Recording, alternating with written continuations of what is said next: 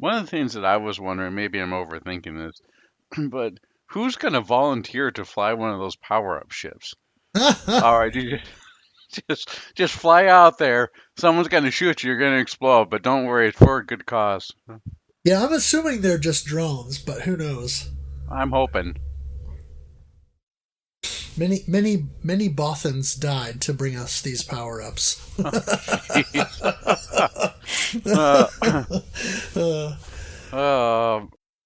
the core, cast.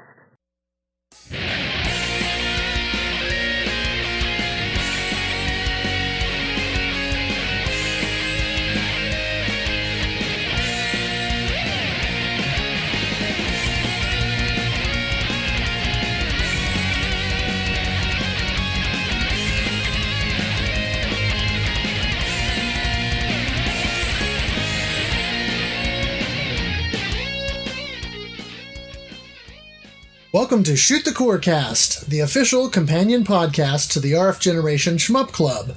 This is the family-friendly shmup-themed podcast that brings the thunder to lighten up your day. From the rfgeneration.com, I am MetalFRO, known throughout other parts of the interwebs as the Game Boy Guru, and alongside me, as always, is... Addicted, also known as Addicted to Shmups. Indeed. And rfgeneration.com is the place to be. We do the Shmup Club every month, and if you sign up for the website, which is free, you can come and join one of our playthroughs, and you can also join the regular playthrough that's hosted by Single Banana and Grey Ghost 81. There's great forums there to discuss on. We've got an awesome database where you can look up games, catalog your games, create wish lists, and also have a for sale or for trade list. And also, we have an active Discord right now, so come chat with us there. Plus, Addicted and I both contribute articles to the front page of the website. So lots of good information and resources there, rfgeneration.com. And what's happening for the year of 2019? We're doing something a little special, aren't we? Yes, we are doing the NES Challenge.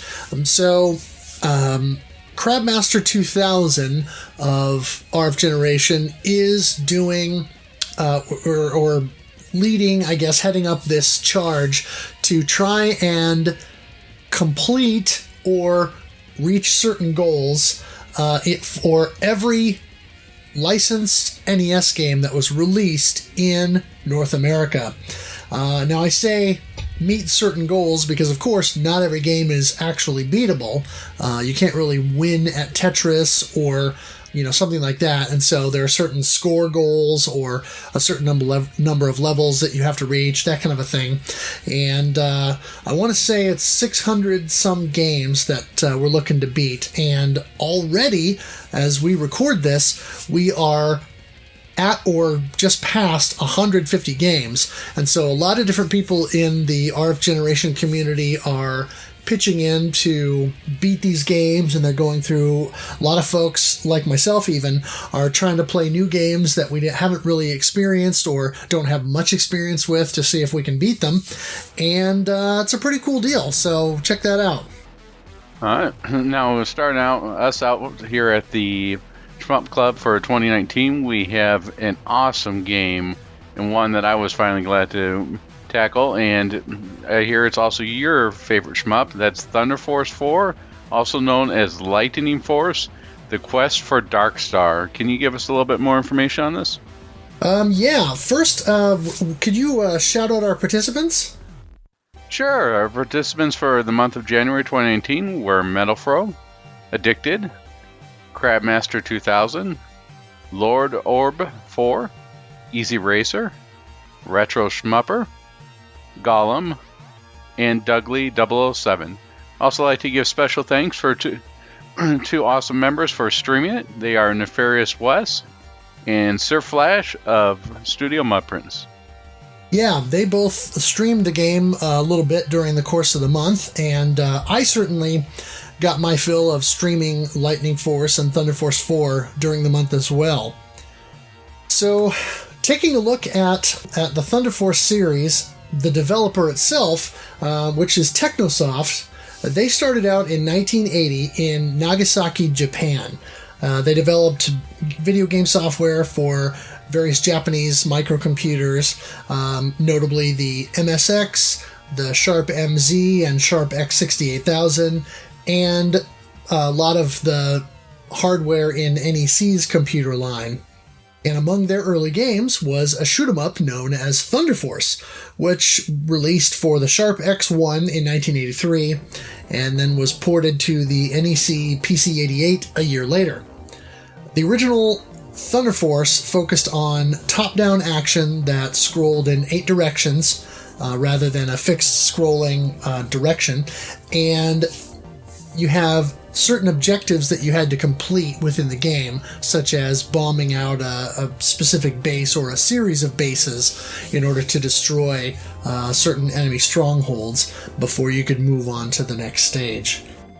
Now, if anybody decides they want to take a look at the first Thunder Force game, be forewarned, if you do pop it up on YouTube, you're going to be hearing a lot of the William Tell overture. In fact, you're going to be hearing it repeated on loop for the entire playthrough. So make sure to at least mute it before you get started. Yeah, or check it out for a few seconds and then mute it. Thunder Force 2 was released in 1988 for the Sharp X68000 home computer, and then was ported to the Sega Mega Drive and Genesis a little less than a year later. It took the overhead stages from the first game and then combined those with side-scrolling levels that featured fast action and hazards like walls and obstacles that your ship could run into. And so the overhead levels were always the odd numbers, and then the side-scrolling levels were the even-numbered stages, so they would intersperse. Now in 1990, they followed that up again with Thunder Force 3, and they solidified the formula with only the side-scrolling stages, ditching the overhead stages, and just going with a horizontal scrolling shoot-'em-up formula.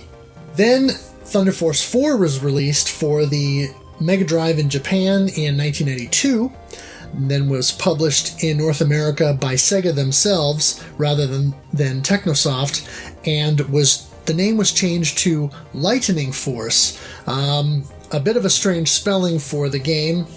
There's been some speculation about that over the years as to why that is. And I know there was some discussion on the Shmups forums and different places. I don't know the specific details. I think, if I remember correctly, that I read somewhere the reason that it was changed from Thunder Force is because Sega had published Thunder Force 2 for the Genesis. Then Technosoft elected to publish Thunder Force 3 themselves in North America. So I think probably because Technosoft still had the rights to the name Thunder Force at that point, that's probably why Sega had to change it. Now, why they went with Lightning instead of Lightning is anybody's guess. And there are a couple of theories that we can go into. But the subtitle of the game is Quest for the Dark Star. Now, one curious thing is when the game was released later on in PAL territories, it both returned to the Thunder Force 4 name and then was also better optimized. So by the time the PAL version was released, it actually ran better than both the Japanese and North American versions. And so the PAL version doesn't have the slowdown that the other versions have. Now, Technosoft revisited their Thunder Force games on the Sega Saturn by putting out a couple of exclusive releases, the Thunder Force Gold Packs. And Thunder Force Gold Pack 1 had Thunder Force 2 and 3, and then Thunder Force Gold Pack 2 had Thunder Force AC, which was an arcade port of Thunder Force 3 that had some changes to it, and Thunder Force 4. And the port of Thunder Force 4 that is on the Gold Pack 2 is interesting because not only is it the optimized version that doesn't have any of the slowdown, much like the PAL version, but they also added a new mode, where you could play as the Fire Leo 03 Styx ship, which was from Thunder Force 3, including all of the weaponry from that game. Yeah. Now, with a real quick aside here, with the Thunder Force AC, which itself, as was previously mentioned, was a port of Thunder Force 3, or arcade port of Thunder Force 3. The Thunder Force AC was actually ported to the Super Nintendo under the title Thunder Spirits. Yeah. So it's sort of like this copy of a copy of a copy.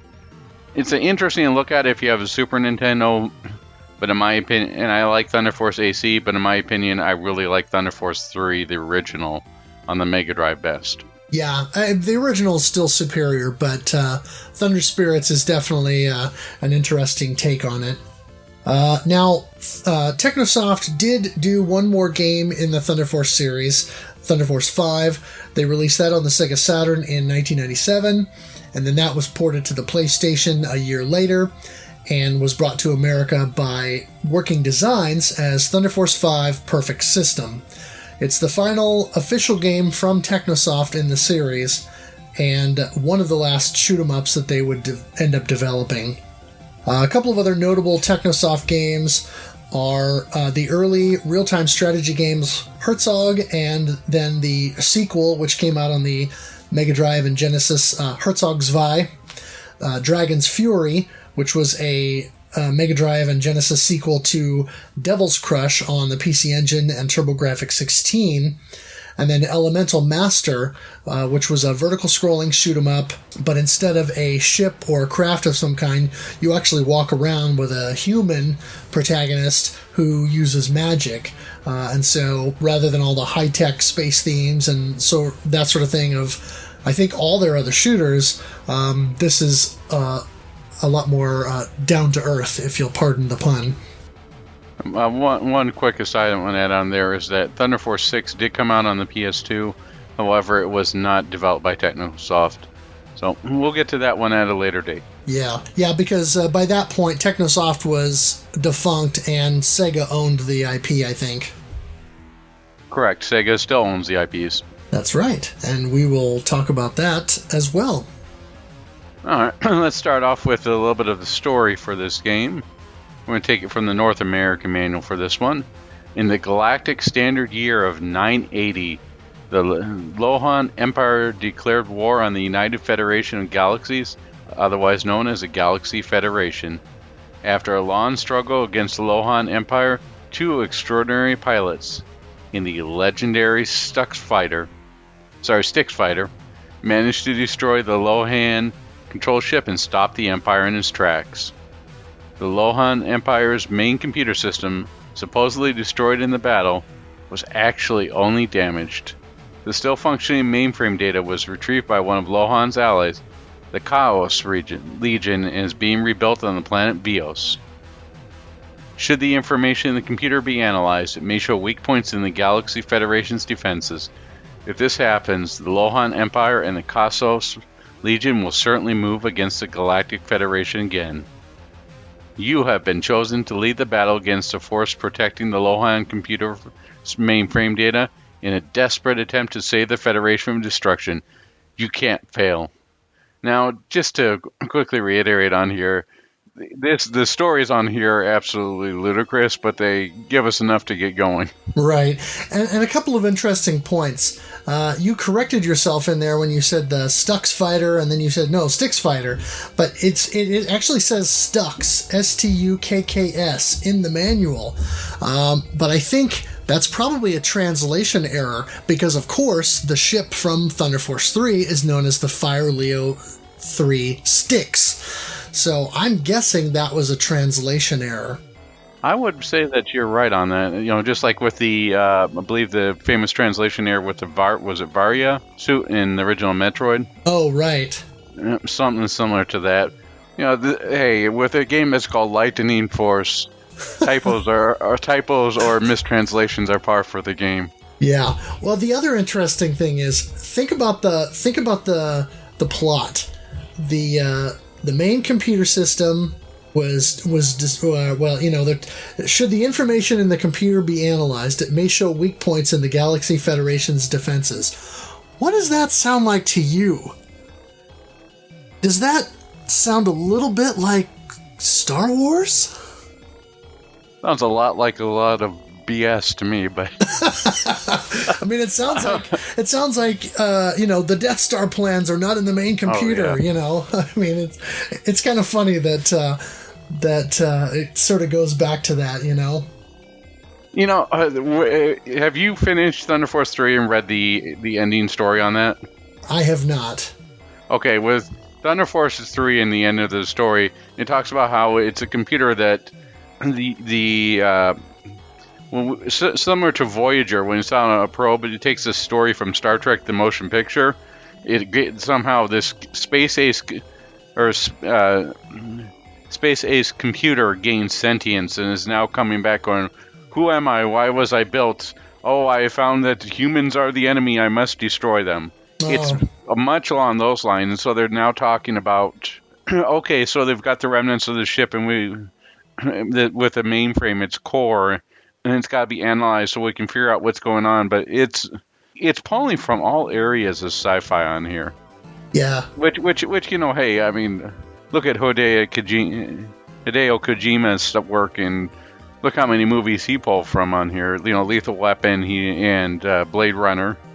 Everyone just builds upon each other, and that's how you get inspiration. And it does this serviceable job of getting you from point A to point B in order to go kick some butt. Oh, yeah. Well, those of us who enjoy shmups, we love us a few good tropes. Oh, and they're certainly full of it in this one. But this one, I have to say, for anyone who hasn't played Thunder Force 3, Thunder Force 3 is where it really started coming to its own, and people are like, this is quality, this is good stuff. I would say that, if I were to draw a weird parallel here, I would say Thunder Force would be like Rambo First Blood. It's the original Thunder Force. It's a good start. You can start to see some glimpses of, okay, this is some good stuff. But by the time you start getting into the sequels and fleshing out, that's when you get to Thunder Force 2 and 3, and you're going, okay, this is starting to be really good. And then Thunder Force 4 is the culmination of everything they've learned, and they give you the best music, the best graphics, everything that makes this a great game, and everything that they've learned is brought together and really well done. Yeah. Yeah, definitely. So in this game, you pilot the Fire Leo 04 Rhinox, which is an upgrade from, as I said before, Thunder Force 3's Fire Leo 03 Styx ship. Now, this port isn't mentioned in the North American manual for some reason, but the Rhinox is the most well-known ship in the Thunder Force series, or Thunder Force canon, because it was also reused in both Thunder Force 5 and 6.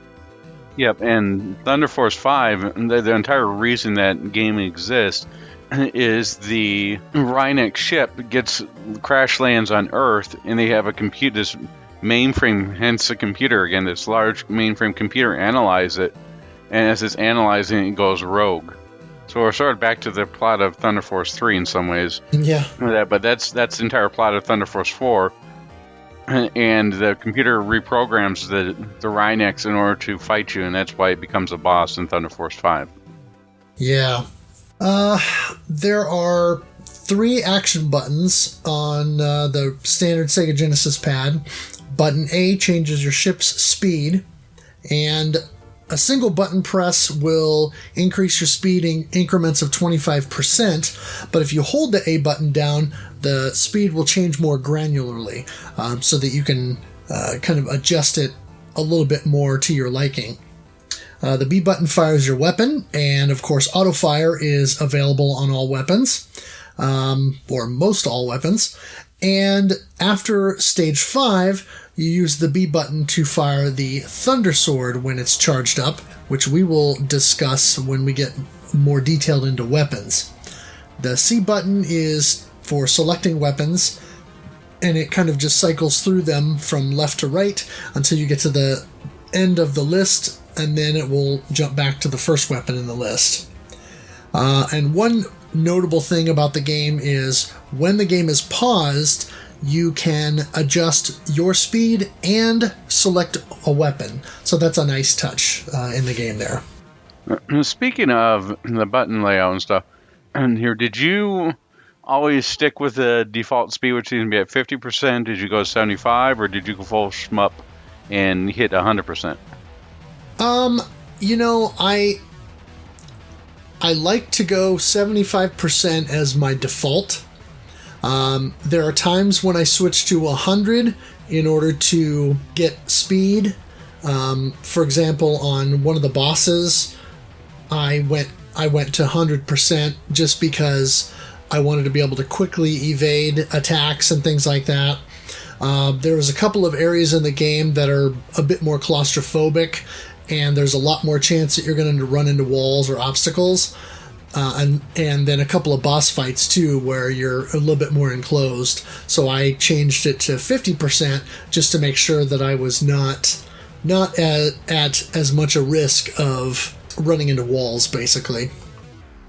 Makes sense. I decided to go for 100% and just left it sitting there for the majority of my playthrough, so I could just focus on making a 2-button game from there. Just worry about shots from the front, shots from the back, and then just adjust to my speed. And for those of you who haven't played it yet, this game is a lot faster than your normal shmup. It makes Gradius feel like you're rolling through the skies. Yeah, Gradius, the speed of Gradius feels like a Sunday afternoon drive in the park compared to Thunder Force 4's high-speed Talladega run or something like that. The lightning speed? Lightning speed, exactly.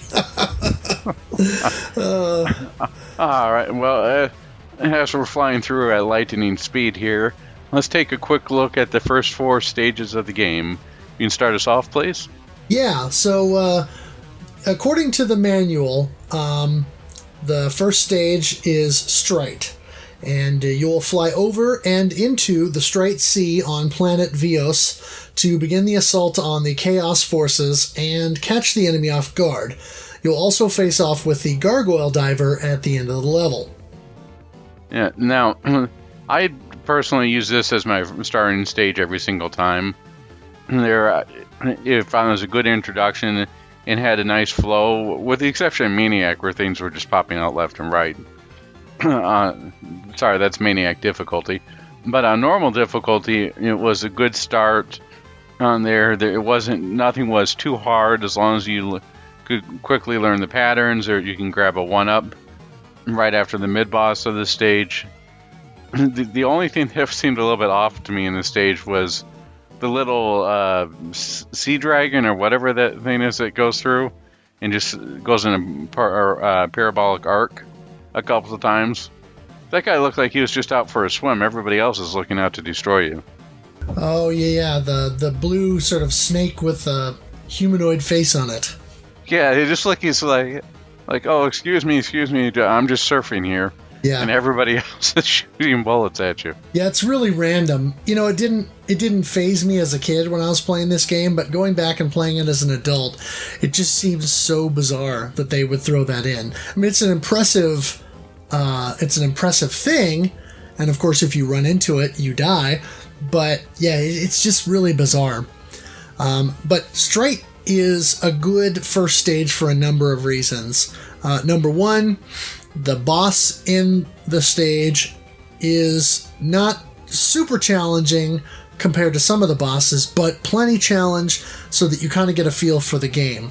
Also, it's a good illustration of the differences between Thunder Force 4 and Lightning Force, because there are differences. Thunder Force 4, the original Japanese version, has, I think, slightly more aggressive enemy AI in a lot of instances. And in the case of the Gargoyle Diver specifically, one thing with his attack is... You're referring to the orb that traces you. That is really quick and comes at you with a lot of tenacity in the Thunder Force 4, or it's a little bit more lackadaisical with the Lightning Force. It's very much easier to dodge. Yes, and in Thunder Force 4, not only does it come at you faster, but it also moves a greater distance. So instead of kind of letting it come at you and then moving out of the way, and then it kind of goes back to its spot, you basically have to, when it starts shooting out at you, kind of make a circle around it and then move out of the way so that it can shoot back into the kind of abdomen region of the gargoyle diver. And so it's more aggressive and more difficult to dodge in the Japanese version. And I don't know if that carried over to the European release, the PAL release, if they went back to the more difficult Japanese layout or not. But it's an interesting change nonetheless. The other thing that should be noted on here is that they give you some of the power-ups they give you, such as the blade weapon on this, is really hard to hit the weak point on the gargoyle diver with. I ended up going with the 3-way most of the time in order to really pound away at the gargoyle diver's weak point pretty quickly. Right, and that's one of the interesting things that also is notable that we can mention here is that when you go about halfway through the stage, you move underwater, and if you move down to the bottom right corner of the screen, just after the screen starts moving, there's a hidden power-up there, and it's the freeway weapon, which is sort of like a 5-way missile volley thing that shoots out. And if you can get that and then manage to survive until you get to the boss, that's the weapon you want to use, because it's more powerful than the forward gun portion of either the back shot or the rail gun, and so you'll take out that boss a lot quicker and have to deal a lot less with all of his attack pattern. Yeah, it's definitely a lot more powerful than the default twin shot, so you want to make sure you grab it. I believe, am I thinking there, it's in the bottom left as you start. You get it right before the 1-up after the mid-boss, right? That's at the bottom right. So if you move down to the bottom right, then once your ship starts moving or the screen starts scrolling to the right, then you'll get that freeway, and then you'll want to move up right away to get the 1-up. The 1-up, yeah, it's like right before the 1-up, yep. Yeah. Why don't you tell us about Dazer? All right. Dazer takes place the fight to the desert planet of Vios. In the desert planet of Vios, you're going to be fighting a lot of tanks, a lot of glider-type enemies on there. Then at the very end, you're going to face Fomalhaut, the area's boss, which to me looks like a raven on there, but it's definitely one of the more difficult stages and bosses within the first 4 stages. Yeah, especially if you play it on hard difficulty. But even on normal difficulty, there are quite a few enemies and groups of enemies that come at you. There are these ships that fly in, and once they're lined up with you horizontally, they'll shoot out these big red laser blasts, and those move relatively quickly across the screen. So you have to make sure to either destroy them as they're coming on screen or get out of the way, because those lasers will decimate you. And there's 2 of them in the stage, and they look like little flies. They just sit there until you get close to them, and then they'll quickly either move up or move down depending upon which way you're going. Those will definitely trip up people who haven't played the game before. Yeah, and they're also very spongy. They take a lot of firepower to take them down. And then there's the mid-boss on here definitely will take some people by surprise, where it shoots out the orbs. Yes, the stupid blue snake. Yeah, that thing will hit it. And if you're quick enough to defeat that mid-boss, you can move up to the point where you can see the tops of the dunes. There'll be a little carrier that you can grab a 1-up for. Oh, yes. I wish I could say 1-up like the game does. Like the game? 1-up! 1-up. And one of the other things that I believe you can get this level out to double check is a craw. Yeah, there's at least one claw on every of the first 4 stages. You definitely want to get the craw, and we'll go into a little bit more detail. But the claw can actually eat enemy bullets. Right. It's one of and it's very helpful for doing that, especially when you get the slowdown mixed in. But we'll get into that in a moment. Dealing with Dazer and a whole, this was the first time where I had to stop and actually focus and start really learning the patterns of what was going on in this stage, especially when it came to the boss. Is on watching the ears for tells that it was going to fire the missiles on there, or if you're those little circling orbs that chase you. That's not as tenacious as the Gargoyle Diver's orb, but you certainly have to watch out for that. Yeah. Those missiles take out. Now, one of the best things you can do this stage is if you do the Ruin stage beforehand and get the Chaser, that will make this stage a lot easier and really make short work of this boss on the stage.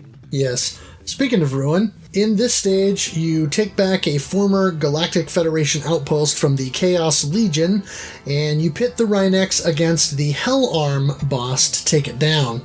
Ruin is the easiest stage in the game. I would say on normal, you're probably right. In hard difficulty, not so much. But yeah, on normal difficulty, it's probably the easiest of the first 4 stages. And the boss on normal is a joke. It just charges, but we'll get to that in a second. This stage, as long as you're sort of staying in the middle, and you're not being trapped in between a building or what's left of the base and an enemy, you'll be pretty well suited in this case. There's a couple places where it could trip you up with the enemy that start cloning themselves and going in a specific pattern to try and get to you. Those can be a little bit difficult to deal with if you're going to be, if you get sort of stuck between that and then you instantly go to the Zubrush, or the little popcorn enemies that stay in the background and then pop in the foreground and fire missiles at you. Yeah. That can be a little difficult. Then you have the enemies with shields that can sometimes be a little difficult to deal with. But all in all, at least for me, I had a pretty easy time with this stage. As long as you stayed in the middle, you're able to get most power-ups. The boss of this stage, if you start doing it on harder difficulties, surprised me by several times, is in the normal difficulty, it will just basically fire a couple of shots and then charge at you, leaving itself open to do whatever you need to. But in the harder difficulties, I'm not sure if this happened to you, but it started tracking me more aggressively and would fire shots at me, trying to trap me into one area. Yep. Definitely. And just backtracking slightly to talk about those self-replicating enemies. In the hard difficulty, those things, not only do they get more aggressive and they replicate faster, but they also shoot bullets at you. So you really don't want to get caught anywhere near them because they're just very aggressive on hard difficulty. And especially if there's more than one in an area, they'll start replicating kind of over top of each other and overlap, and you'll get boxed in really quickly. Definitely something to watch out for. Is there anything else that you'd like to add in for Ruin? Nope. All right, let's move on to one of the easier stages, in my opinion, and something that if you grab the Seeker from Ruin, can really make this an easy go, is Air Raid. Against a backdrop of Chaos fleet vessels, you fight against several of these craft alongside hordes of small enemies, all bent on your demise. After speeding past the edge of the fleet, you'll encounter Rat Carry in its multi-phased attack. Yeah, and it's funny that the boss is called Rat Carry. It's spelled R-A-T-T, like the band Rat. So, I'm wondering if the reason that it attacks you at the end of the level is just a lack of communication? I don't know.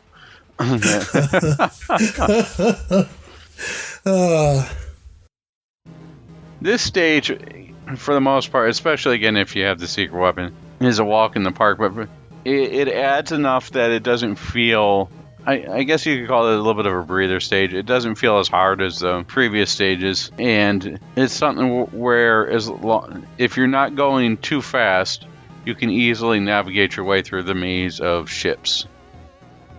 Right, and that's one of the things that this level does that none of the other levels do, is that halfway through the level, or probably a little bit more than halfway through the level, there's a speed trap where all of a sudden the game starts to go really fast, and you have to dodge these incoming ships with, as quickly as you can, while also shooting oncoming smaller ships. One thing to note is there's always a shield power-up in the air raid level, and so if you can manage to get to the speed trap with your shield intact, it helps, especially if you're playing and learning the stage layout and all of that, to know the position of where those big ships are going to be, so that you can move up or down accordingly, and so that really helps to make that part a little bit more manageable. I generally don't like speed traps in shoot 'em up games, but because you have the option of the shield, it makes it a lot more bearable. Yeah. Those of you who have been with us previously on Steel Empire will remember on the second stage with the escape from the mine sequence. It plays very similar to that. Yeah. Now, one thing to note is at the very tail end of this, on the upper path of the speed trap, is a 1-up. You have to be pretty quick, but you can. But once you figure out how to get it, it's pretty easy to keep getting it consistently. Yes, and the Rat Carry, the boss, is probably the easiest boss in the game. The only caveat to that being, you may or may not realize that, if you're fighting the boss, it may seem like it's taking a long time to go down, but one thing with the Rat Carry boss is it has to be done in sequence. It's this weird spaceship thing, and it's got this giant cannon on the front that shoots these weird ring lasers at you, and of course those will block your shots, those ring lasers.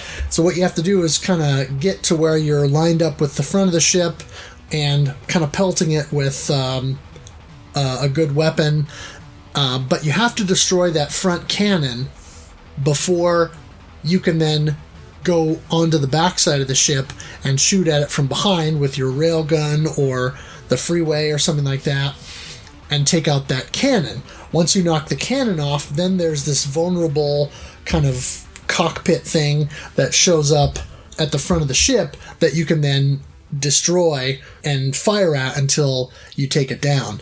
And so that's the one kind of salient point with this boss, is it's an easy boss. It just, if you don't get the sequence of events right, it may seem like the boss fight is taking forever, but it's really that you have to take out that first cannon up front, and then you have to take out the missile launcher from behind. Then you get to kind of the meat or the core of that boss that you can finally take down.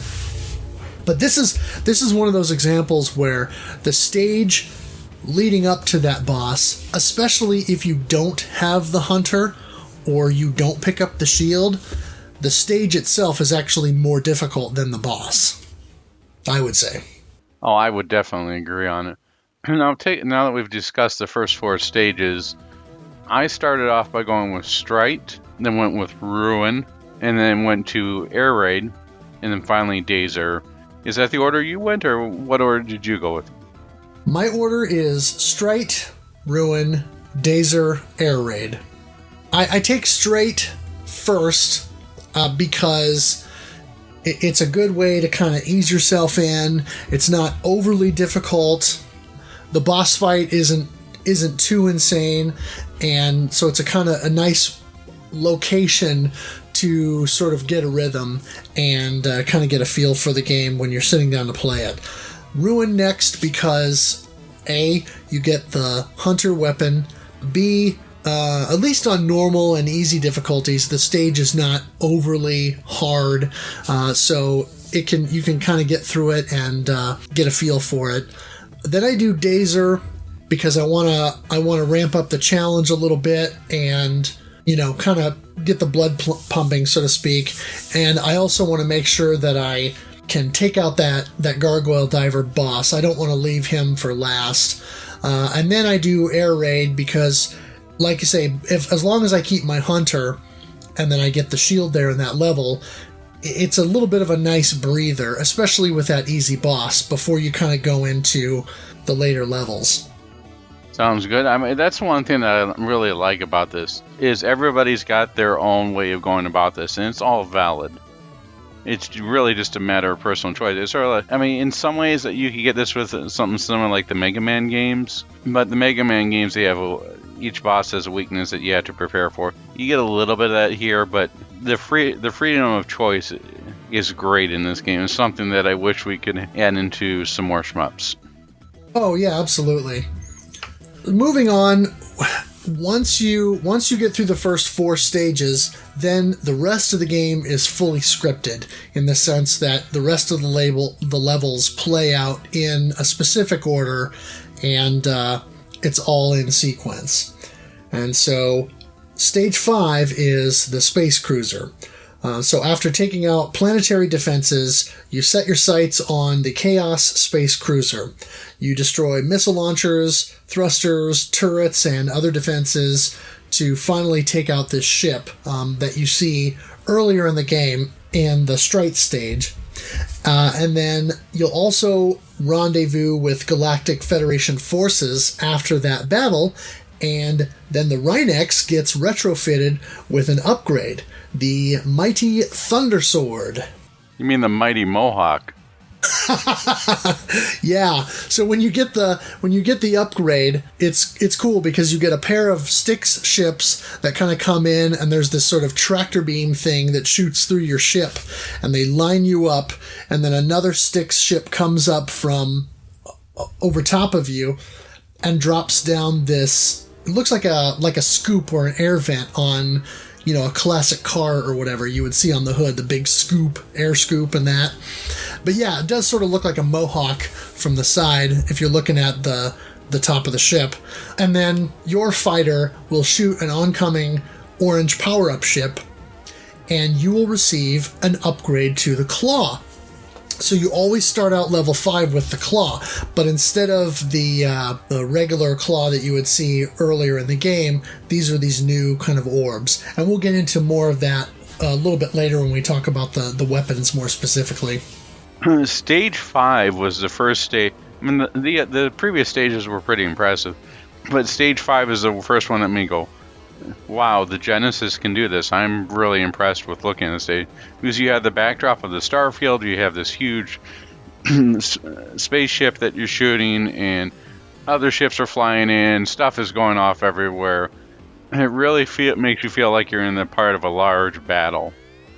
Yeah, one of the cool things about this level is once you've destroyed the thrusters on the backside of the cruiser, and you've taken out the first sort of large enemy that comes at you and tries to take you out, then as you're approaching the ship, you'll get a whole cadre of Styx vessels will come in behind you, and they'll sort of move up and down on the screen in this sort of interesting wave, and they'll all shoot at this battle cruiser kind of as you're going over top of it, taking out all of its defenses. So it's a really cool effect, and very impressive, as you say. Yeah, speaking of taking the battle cruiser, I've been using the snake to make sure I hit everything. With your regular shot, and even with the hunter on here, it's pretty hard to actually hit the defenses of the battle cruiser itself. Is that what you used? I kind of do a little combination. I like to use the blade. I'll kind of get down in close and take out some of the first missile pods that are at the back of the ship. And then there's that hatch that opens up that throws out an orb. And if you let the orb get out and go too far, he'll shoot out a full volley of lasers in like 16 directions or whatever, and it gets difficult to dodge. And so you want to make sure that you get down close to where that hatch is, so that as soon as the orb comes out, you can destroy it and blow the hatch. And then a lot of times I'll switch to the snake and move my ship up further, so then the explosions can crawl the ground and take out cannons and stuff, laser cannons. But yeah, I tend to do a combination. Sometimes I'll switch to freeway so that I can aim the missiles downward.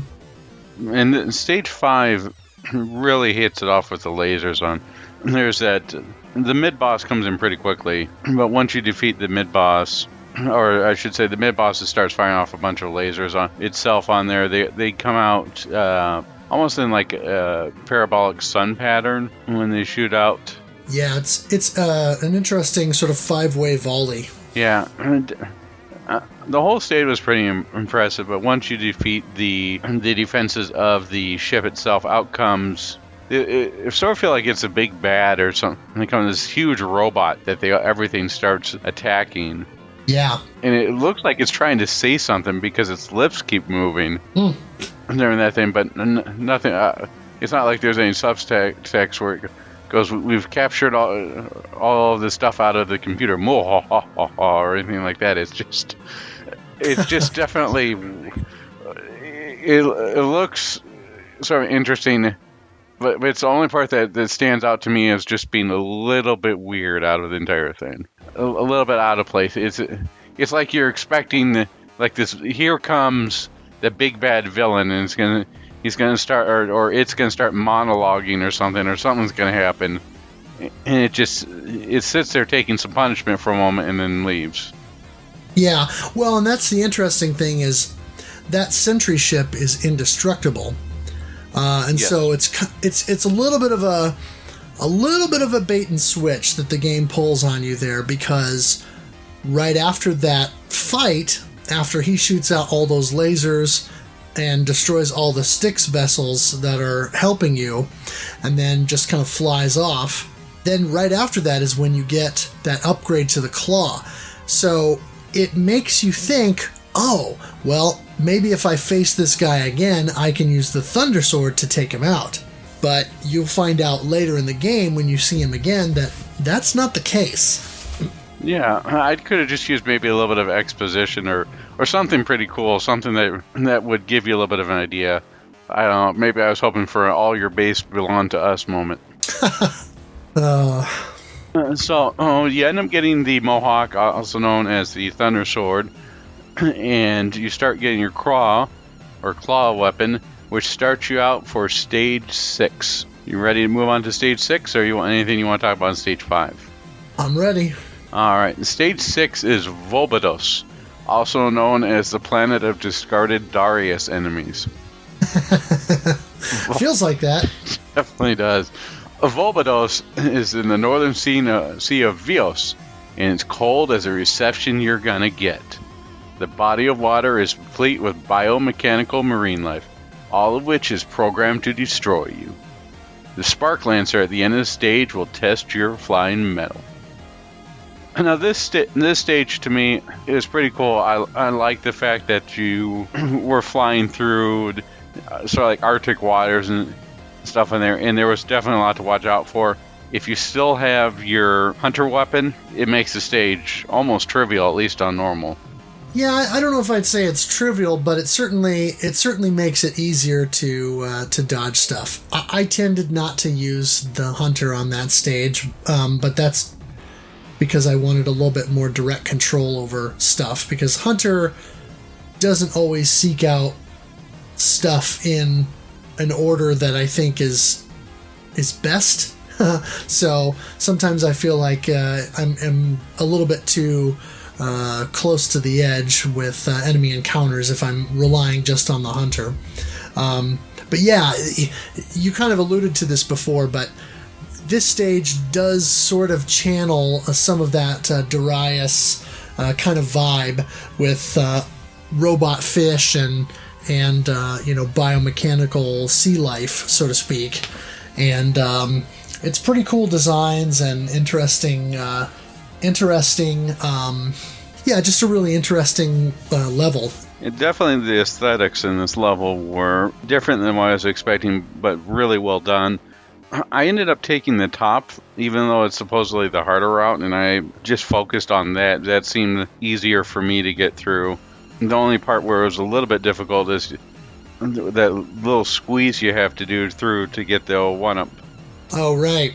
Yeah, and it helps if you go the top path on normal at least, and get the shield up there. Unfortunately, on hard difficulty, there's no shield. So if you try to take that path, you may be rather disappointed because that little help is not there. The one thing that I found different about this stage versus any other is the mid-boss, to me at least, was harder than the end of stage boss. Yeah, the end of stage boss it's not super difficult, but it's definitely still challenging.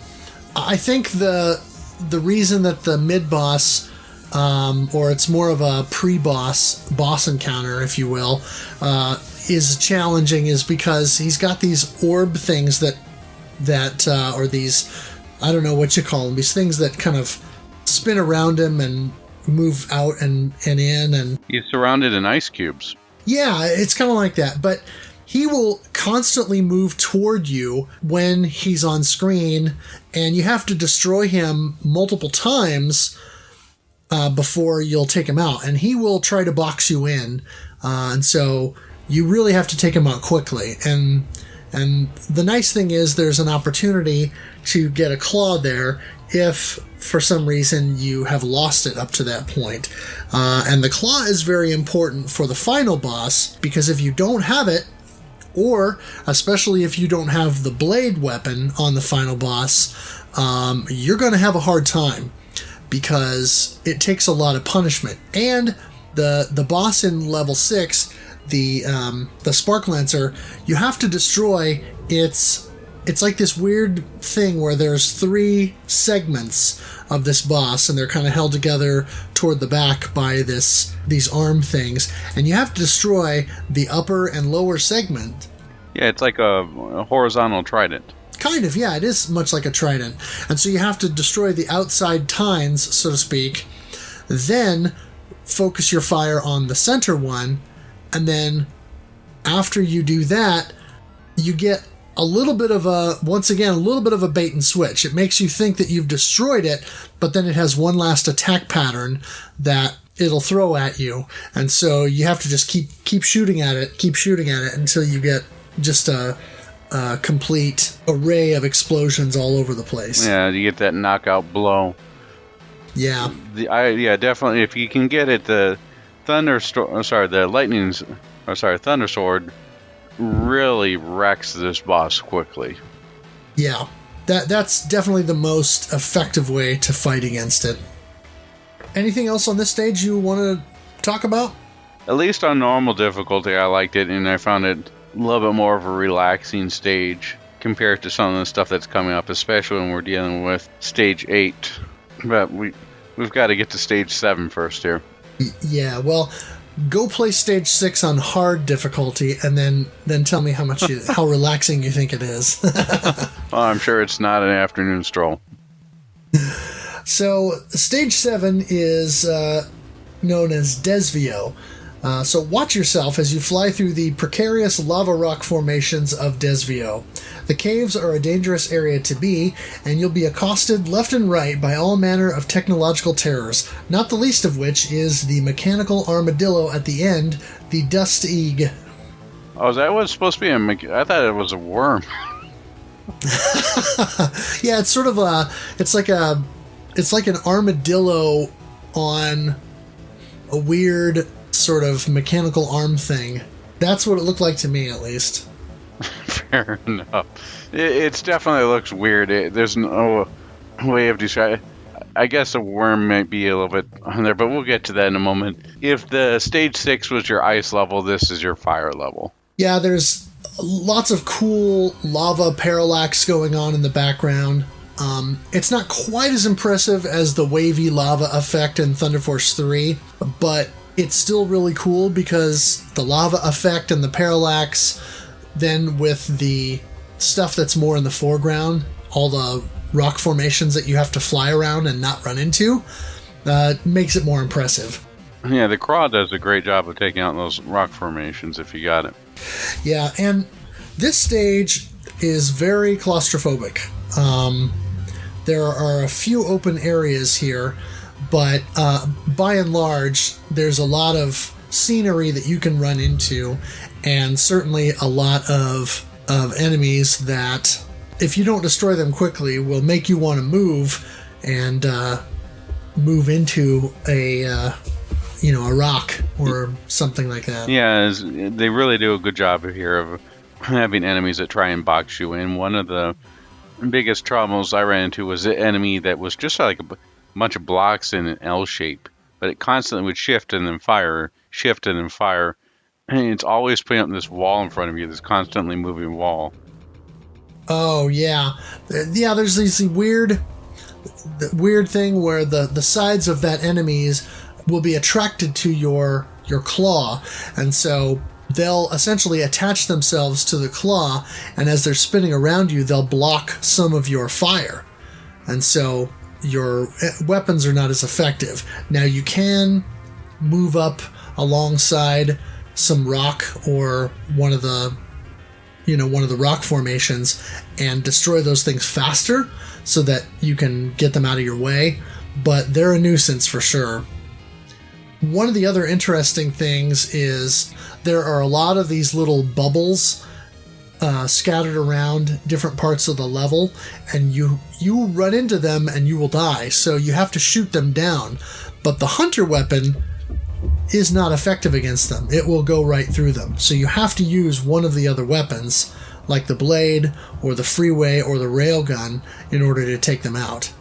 So you can't just rely on the hunter in this stage for sure. Yeah, this is where I really was thankful for having the claw. And they're just eating those bubbles. I believe I used blade for most of this to get these bubbles out of the way.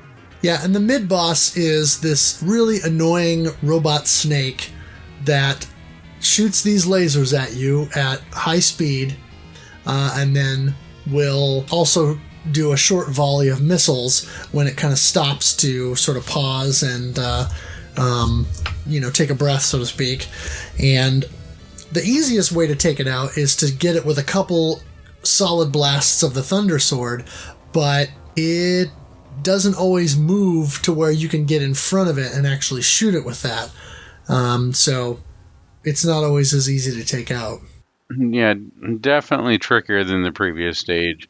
But after some memorization and some practice, definitely doable. We're going back to the infamous armadillo here, or the worm here. This boss, it's not difficult, but if the first time, a couple times you face it, the attack patterns are hard to get down, at least in my opinion. It took me a little bit to get used to. Basically, it extends out its arm or its head and constantly trying to either slam up or slam down on you, so you really have to be on the move. And then later with its second attack pattern where it fires out these missiles or like laser shots at an arc. You have to quickly dodge those and shoot around it.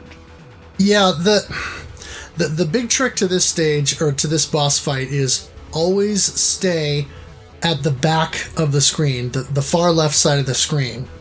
When the boss goes down to slam down on the ground, as long as you're all the way on the left side of the screen, he can't touch you. If you move forward even just a little bit, he'll slam into you and you'll die. But as long as you're all the way to the back, he can't hit you, at least when he comes down to try and attack. But the volley of the little blue missiles that he shoots out, they're not entirely heat-seeking, but they're sort of heat-seeking missiles.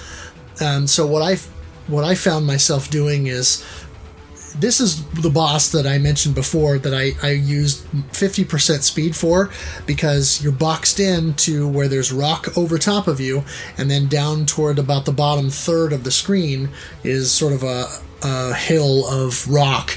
And so you've got a small window of space in there to maneuver. And so what I ended up doing is kind of going constantly up and down, so that I can go up to shoot right directly in his head, where is his weak point, and then down so that I can make sure that I'm taking out those missiles as they're coming out, and kind of going back up and forth and that sort of thing. And so at least I don't like to use Hunter on this boss, because if he gets me with a stray fireball, because that's one of his other attacks is he'll do this thing where he'll shoot out either a spread of 3 fireballs that kind of all shoot out and in kind of a downward angle, or he'll do a thing where he'll shoot 2 fireballs out that are more heat-seeking like the missiles. So if he ends up getting you with that other type of fireball attack and you don't have a shield and he takes you out, you don't have your hunter for stage 8, which is important. So I tend to use either the blade or the freeway on this level, or on this boss fight. And like I said, just kind of go up and down and take out the missiles and then try to pelt his head as much as I can. Yeah, I ended up using the blade most of the time as well. I love STG Weekly's description of this boss, referring to him as the party worm. He would constantly try and raise the roof by slamming up and slamming down. Yeah. Well, and the other interesting thing is, when you first get to this boss, he's just on the ground crawling back and forth, and he'll shoot out these big volleys of little turrets and cannons and bubbles and things at you, and what you have to do is shoot him in the head a whole bunch to where he eventually comes out and then, you know, stands up all the way or whatever with his weird mechanical arm thing, and that's where you get the attack patterns that we were just talking about. Yeah, and the other thing that seems a little bit weird is after you defeat this boss, he starts dying, you see explosions, all of a sudden you get a bunch of bubbles. It's like, okay, so this thing is bleeding a lot and there's bubbles coming up. It's like, is this a piñata? What's going on here? Yeah, it's like a bunch of lava bubbles or something. Yeah, it's a little bit weird for animation for that, but hey, what the heck, you know, it's a shmup. If you were fighting flying unicorns, no one would bat an eye. Yeah, that's true. Or I should say, flying a flying pancake, no one would bat an eye. Ah, yes. All right, moving on to, and I'm going to leave this one for you, but next we have one of the best levels I have ever played in a shmup. Also one of the hardest. Yeah, wow. Biobase. So after the caves, you enter the biobase. This area is teeming with laser-toting spiders and a host of mini-bosses that will challenge you greatly. Should you reach the far end of the area, you'll come up against the evil core. Now, Stage 8 is probably the most difficult stage in the game, I would say. The tiny little spider things shoot out these lasers, and when you get 3 or 4 of those on the screen and you get a whole bunch of these lasers going, they become very difficult to dodge. That is the only kind of standard enemy throughout the level. Otherwise, you get a series of 4 mini-bosses. So instead of a standard mid-boss kind of conflict, you get 4 of them. The first one is this giant purple orb that comes out and will open up to reveal this sort of blue and orange core thing, and you have a very short window to fire at it before it fires at you, and then it will close back up and bounce around the screen. If you use a Thunder Sword, you can make pretty short work out of it. I mean, that goes without saying, I guess, but it's definitely a preferred strategy. If you have the Thunder Sword, it's possible to down that first mini boss in one shot, but it doesn't always happen for some reason. When you defeat that guy, it sort of implodes and then explodes, and so you have to watch out for sort of purple shards of that outer shell. Then you go back through another gauntlet of the spiders with lasers, and then you go on to the second mini boss. I'm sorry, I would like to stop you for 1 second. 2 things I'd like to mention here. At the start of the stage, you can either go up or down. Oh, right. If you go up, you can get, I believe it's blade and a extra life. And if you go down, it's a hunter and shield. What are the 2 combinations there? I'm trying to remember. Oh, I don't remember. And that's on easy and normal. On hard, a lot of the hidden power-ups like that are not there, or they change, I think. That's one of the things, because I've been playing on hard difficulty here on the back half of the month, and so there are far fewer shields, and some of the power-ups you just don't get. So it makes the game more challenging. Definitely. But one thing that will definitely keep you going throughout Stage 8 is the soundtrack. And this has the most, well, I'd say one of my favorite songs in the shmup. You care to give us a little information on it? Oh, absolutely.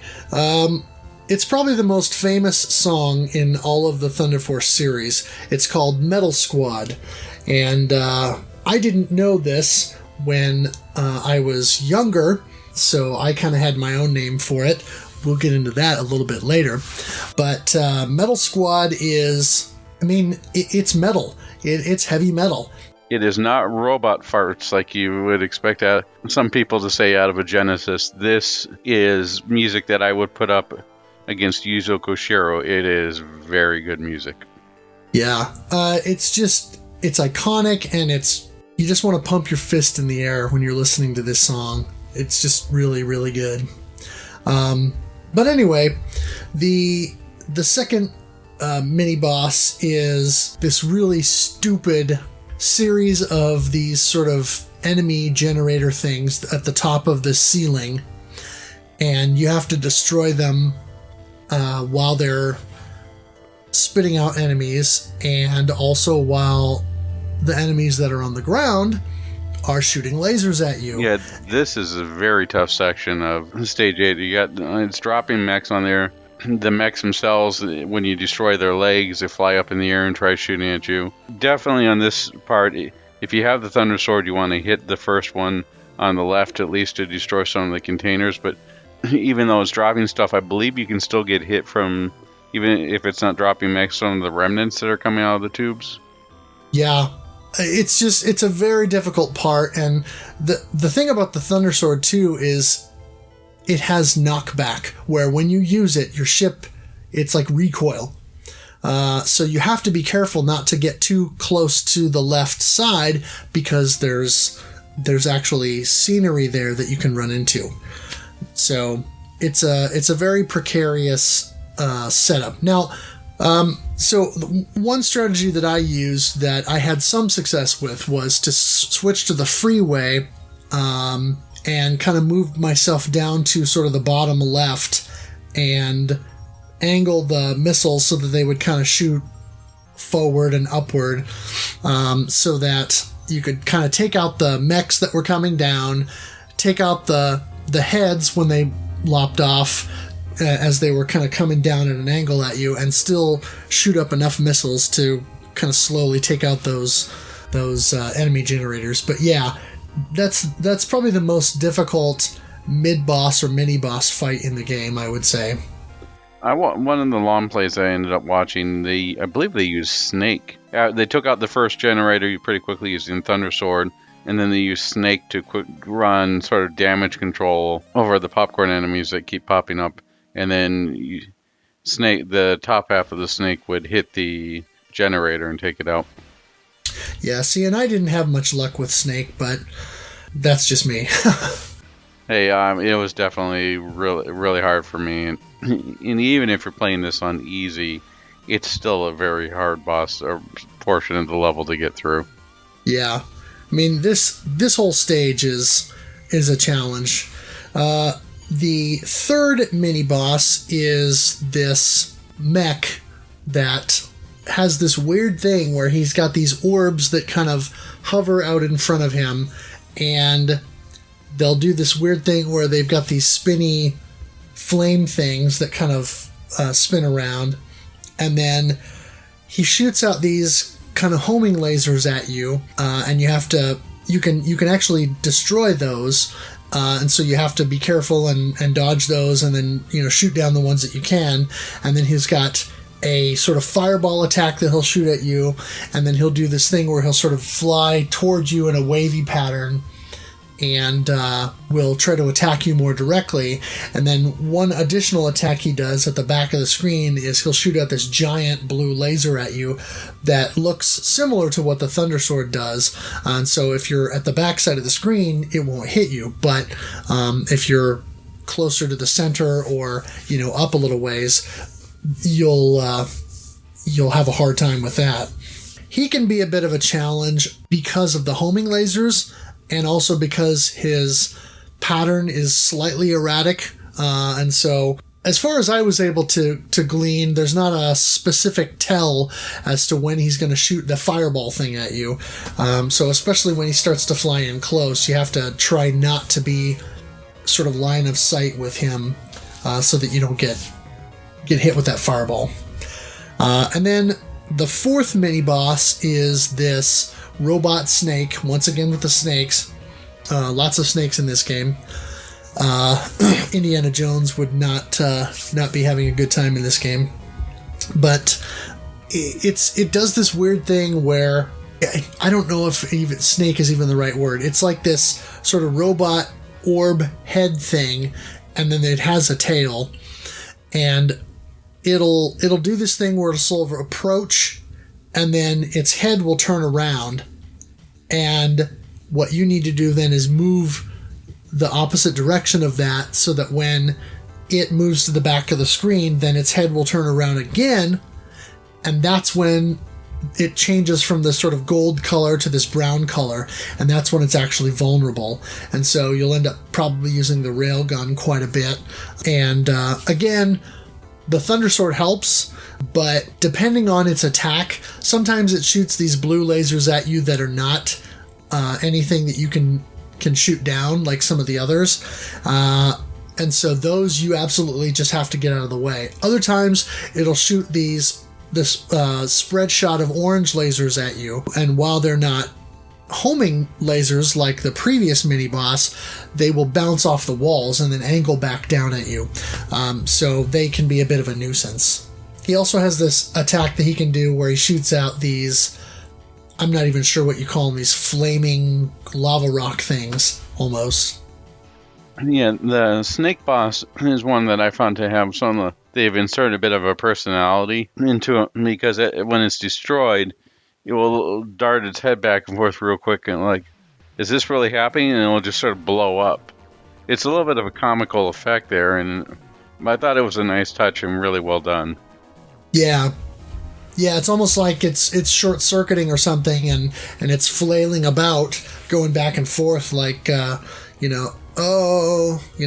Will Robinson, system failure, Yeah, and the going real quick back to the previous boss, at least on normal, I had the most success in staying in the bottom left, because he does have a long reach with the flaming orbs and everything. But you have to be ready for when he moves forward to get out of the way. Yeah, that's true. And then the evil core itself it's an interesting boss with multiple phases. It'll shoot out one of two worm-like arm things, and they're these sort of golden brown segments, and then one of those segments is this purple segment, and that's the one that is the weak point. Now, sounds like that scene from Life Force. Yeah. The snake weapon, if you're going to go at it, or if you have to go at it with regular weapons, snake and freeway are good for that. Hunter's good for that because it'll seek out the weak point. But ideally, you want the Thunder Sword, because a single full blast from the Thunder Sword will take out each one of these arms. And so one of the arms will come out, you shoot it, you get rid of it, and then the next one will come out, you shoot it, you get rid of it. Then what comes out is this goofy looking, like, egg sack thing that shoots out all these little sort of larvae and little flies and stuff at you. And it's really gross and really cool. But those flies will do this kind of suicide maneuver where they will fly underneath of your position, and then when they go down into the ground, a huge air pocket shoots up and will try to push you up toward the ceiling. And so you have to be careful to move out of the way when it does that, and be cognizant of where those flies are moving. When you damage it enough, then it'll jump off the ground and do this thing where it floats up to the top of the screen, and then it'll do this thing where it'll kind of spin around as it's floating back down and shoot these really fast lasers back and forth. that you have to dodge. Then, in the final phase, that thing will lay on the ground, and there'll be a larger, almost like a queen fly or bug thing that'll come in and grab a hold of that sort of egg sac thing, and then fly around the screen with it. And it'll shoot, the big bug will shoot a laser out at you that you have to dodge, and it will move all the way to the left side of the screen. So you may have to go underneath of it, or ideally over top of it, so that you can dodge and get out of the way. It also has the thing where the egg sac will start to drop off these, I'm not even sure what you call it, these little pustules or whatever that drop down, and then when that hits the ground, it creates a sort of an explosion of air and, I don't know, some kind of probably poisonous stuff or acid or something, but that's dangerous. And so there's a lot of stuff going on with this boss. Yeah, it's almost like it was ripped out of one of the Salamander, aka Life Force games. Yeah, it's a lot more bio than mechanical. You know, in terms of most everything else in the game is much more technology, machinery, robotics, etc. This is very much organic in comparison. Yeah, it's all to give you an idea. Anyone who's played R-Type will give you a good idea of what Stage 8 is like. Yeah, that's a good comparison. Definitely would have to say that this boss gave me the most trouble out of probably the entire game. Yeah, it's difficult because it's not just moving around and dodging enemy fire, but you're also dealing with multiple hazards. You know, you've got the ground above and the ground below that you can crash into. You've got those little larvae flies going and sacrificing themselves to create those big tufts of air that will shoot you up toward the ceiling, and you have to either move out of the way or make sure that your speed is up enough so that you can help to kind of stave off that so that you don't hit the ceiling when it pushes you up. There's another phase where the boss toward the end will shoot out a whole bunch of these larvae at you, and even when those are flying out at you, they'll push you up or they'll push you down depending on where it grazes the ship. So you can still, even with that, get destroyed and have difficulty with it from that perspective. All right, you want to set us up for Stage 9? Alright, Stage 9, also known as the Wall, is the end of the biobase. Once inside the biobase, you'll encounter further resistance from new chaos forces and alien life forms, and have to maneuver through some timed corridors to reach the core of the enemy stronghold. But before you can do that, you must confront the Armament Cloud. The Armament Cloud is like this huge biomass crab. We'll get to it in just a moment here, but it's really bizarrely looking. Again, it almost looks like something that would be in a future R-Type game. But going back to the stage itself, this stage, you see a lot of the bio fade away, at least initially, and it's a lot more just mechanical wreckage.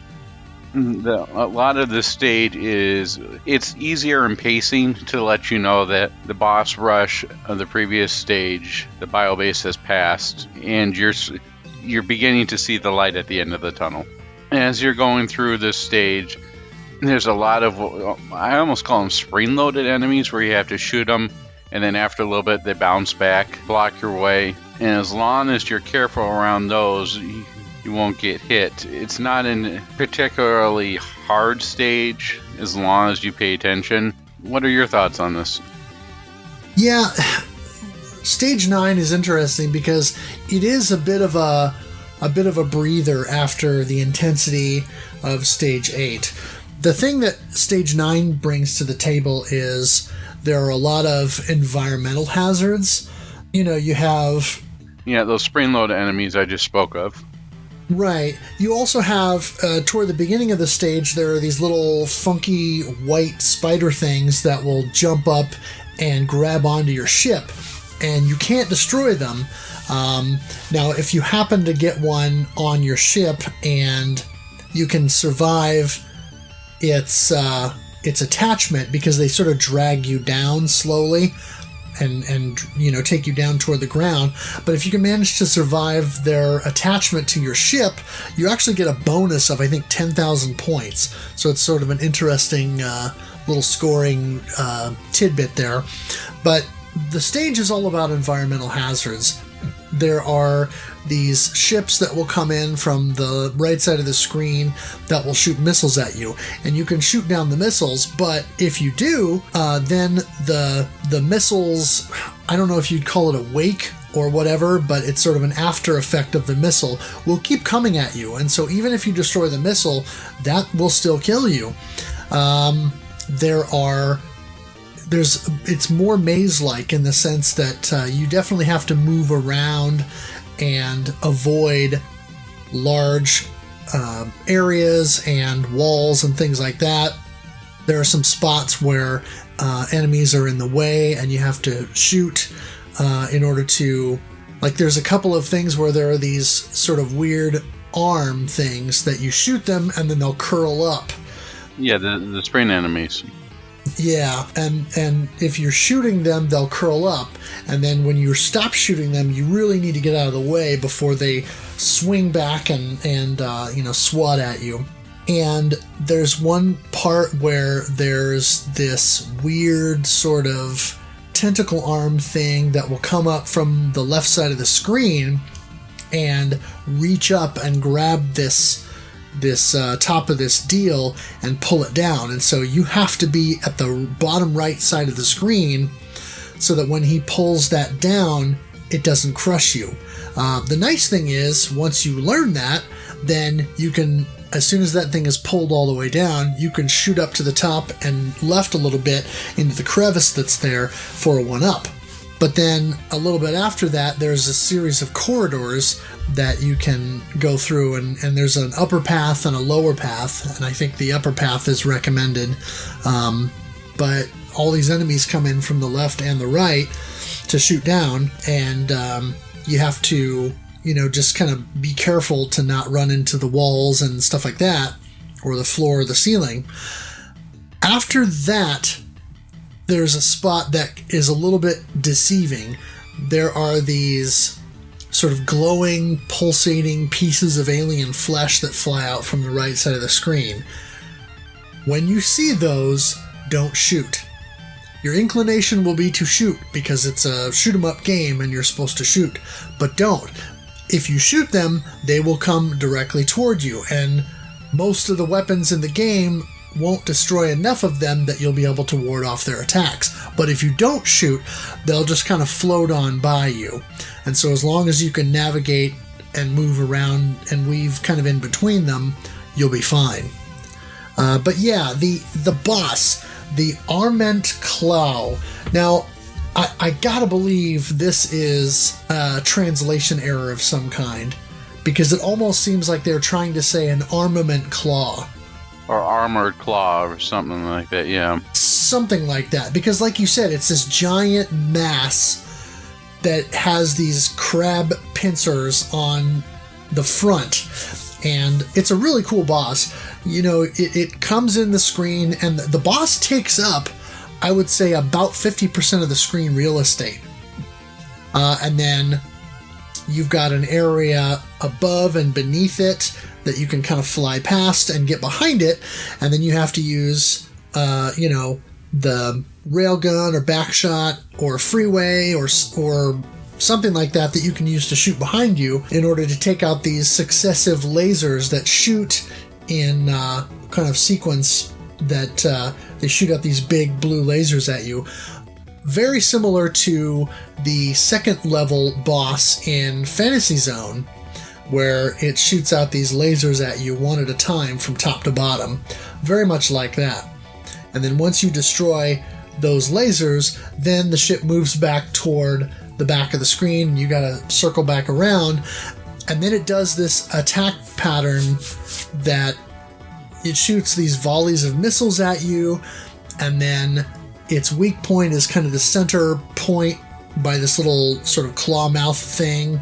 And it's got a couple of things where it can shoot out these, I don't even know what you call them, like these wave laser things at you, that where you can get caught and not have any room to maneuver and get destroyed. But you can take out the two claws, or you can take out the bottom claw, and then once you do that and you damage it enough, then it does this thing where it will shoot out this laser thing that sort of circles around the screen. And so what you want to do is move over top of the boss and quickly circle around it, and then as the laser's kind of making its full sweep around the, clockwise around the screen, you're pelting it in the front in its weak spot. Another interesting thing is once you've damaged the boss to the point where it begins to explode, it's not dead yet, so it's still deadly, and it will keep moving toward your position. So you have to keep kind of flying over or under it to move around so you can get out of the way before it finally explodes. Yeah, it's one in my opinion, it's one of the better boss fights in the game. Something that was challenging but also impressive to look at. It definitely had a lot of fun on this one. Yeah, very, very impressive, large boss, lots going on, interesting, pattern and all that, and definitely very imposing, menacing kind of boss. Yeah, I would go as far as to say it's a giant enemy crab fit for a PS3. So the final, the last level in the game is called Versus, and it's not so much a level as it is just sort of a short hop until you get to the last boss. But in the final showdown, you'll approach the area where the Chaos supercomputer is being guarded. You got to survive the attacks of that indestructible sentry ship once more, and a massive laser cannon that sits behind it. If you can do that, then you'll take on the final challenge, known as Orn Faust, a giant robot with heavy armor and defenses. The Vios supercomputer is actually inside of that, and its destruction will ensure safety for the Galactic Federation, at least for now. Yeah, the one thing that I didn't realize, and took me a long time to realize, is dealing with Versus. With that, I didn't realize I was shooting the boss for so long, thinking, I'm making some hits. I didn't realize I was actually playing a giant game of Pong, and I had to shoot what was behind the robot, because the robot was indestructible. Right.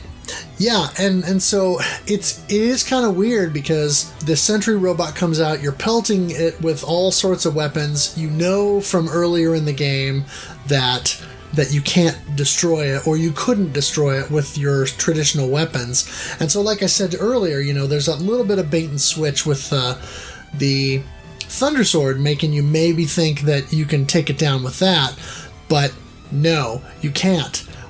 What you have to do is aim for the giant cannon behind it when it moves out of the way. But when it moves out of the way, you got to move out of the way too by flying to the very bottom of the screen, like it does, so that when the cannon shoots out that giant sort of fireball thing, you don't get caught in its path. And then there's a small window of time where right after that fireball shoots, as the sentry ship is rising back up, that you can pelt that cannon with a few shots. Generally, probably blade is the way to go with that, I think, just because it's the strongest, sort of forward gun in the game. The other thing we should mention is when you first start the Versus stage, a bunch of the orange power-up ships are right there, and you can destroy them and get all the weapons in the game, except for the Hunter. It will not give you that one. So if you don't survive to that point with the Hunter intact, you will not have it for the last boss fight. Yeah, I ended up using the blade weapon in this fight. Yeah, the other interesting thing is, assuming you can survive it, you can sort of milk this boss. or this mid-boss fight a little bit, because the orange power-up ships will come out from the cannon periodically. And so if you just dodge the sentry ship's attacks and don't attack the cannon, it'll start throwing power-ups at you. And so you can use that to get a higher score, because every power-up you collect that is a duplicate of something you already have, you get a bonus of 10,000 points. So it is a way to kind of boost your score a little bit. One of the things that I was wondering, maybe I'm overthinking this, but who's going to volunteer to fly one of those power-up ships? All right, you just fly out there. Someone's going to shoot you. You're going to explode, but don't worry, it's for a good cause. Yeah, I'm assuming they're just drones, but who knows? I'm hoping. Many Bothans died to bring us these power-ups.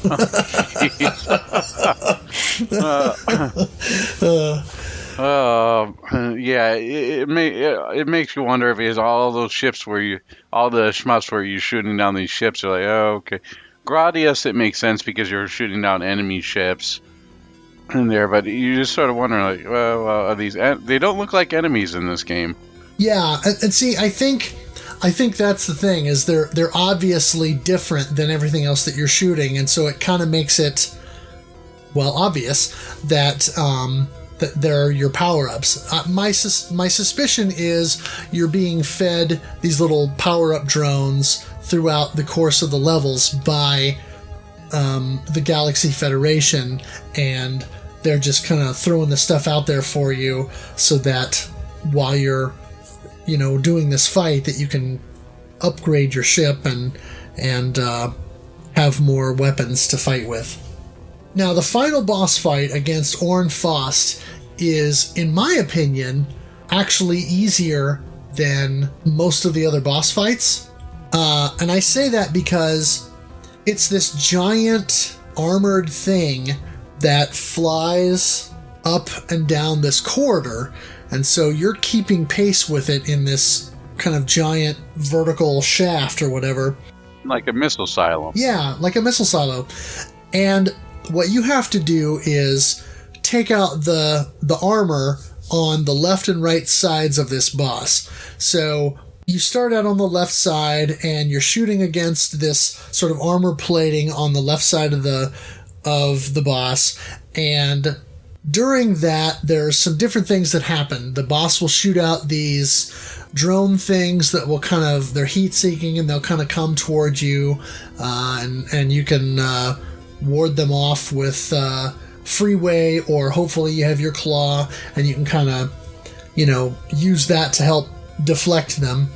It also has a thing where once you've destroyed one of the armor pieces, or if you take too long destroying one of the armor pieces, it'll do this thing where it'll kind of move away from you and then ram against the side of the screen that you're on. So you have to be careful and make sure your speed is turned up enough so that you can move out of the way when it does that. Then, like, if you destroy the left side first, then you move over to the right side and whip out the railgun, the freeway, etc., and keep on pelting it with your fire so that you can take out the armor on that left side. Then my recommendation is, or on the right side I should say, then my recommendation is to move over back to the left, because then its attack pattern will change and it will spit out these, because I think those armor deals are also like rocket boosters, and so then it'll spit out these legs with these big claws on them so that it can just sort of walk up and down this shaft, this silo, and it'll have these deals that'll start spinning around it that you need to shoot. It'll continue to shoot out the drone things, and its core, which is this sort of little blue orb, will shoot out this giant spread shot, and then the core will bounce around the screen a little ways. And what you have to do basically is you can knock down all the shots in the big spread shot, and you need to shoot down that core piece. And that's the way that you beat Orn Faust, is you just keep pelting away at that blue orb when it's flying around the screen before he finally goes down. Yeah, this boss caught me unaware with the pulling away and then slamming into the wall. Definitely did not expect that the first time I find this. But on the whole, it was definitely a lot more of a predictable fight than some of the others.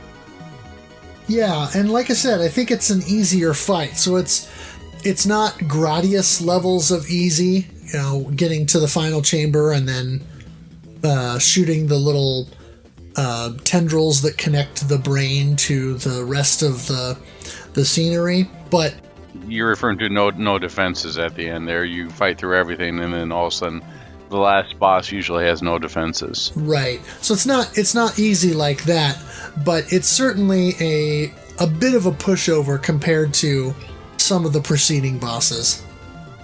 I would agree. Well, we've kind of been talking about the weapons all throughout the game, but we should probably just detail those quickly here so that for all these terms that we've been throwing out, we can kind of explain what these are. So let's just kind of go back and forth on these and talk about these.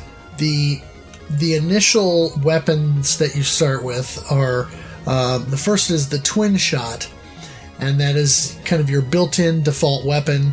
It shoots out a pair of orange projectiles at enemies, and they shoot out pretty quickly. It's not overly strong, but it is reliable. So if you get hit and you lose your blade, then you at least always have this to fall back on. Speaking of falling back on stuff, we have the back shot, a built-in secondary weapon. You switch to this weapon for a rapid set of small blue projectiles, which opposed to the twin shot's orange projectiles, to be shot from both the front and the rear of the Rhinox, so you at least have some means of attacking the enemies behind you. Now, with this shot, you're going to get one shot out of the front and two out of the back. So use the twin shot to shoot forward, and the back shot, as its name implies, to shoot backwards. It's effective to a point, but there are certainly better options out there. Definitely. The back shot is the weakest enemy in the game, or weakest enemy, the weakest weapon in the game, and definitely not something you want to rely on very long. The upgrade to the twin shot is called the Blade, and that's when you shoot the orange power-up ship and you see the B icon. And it's a large orange blade of death which spins around at high speed, and it cuts a wide swath in front of your ship, causing heavy damage. The blade is probably the most directly powerful weapon in the game. It will cause the most damage, I think, of any of the standard weapons. And we should pause here for a second and say that the blade is unique among the standard weapons in the game.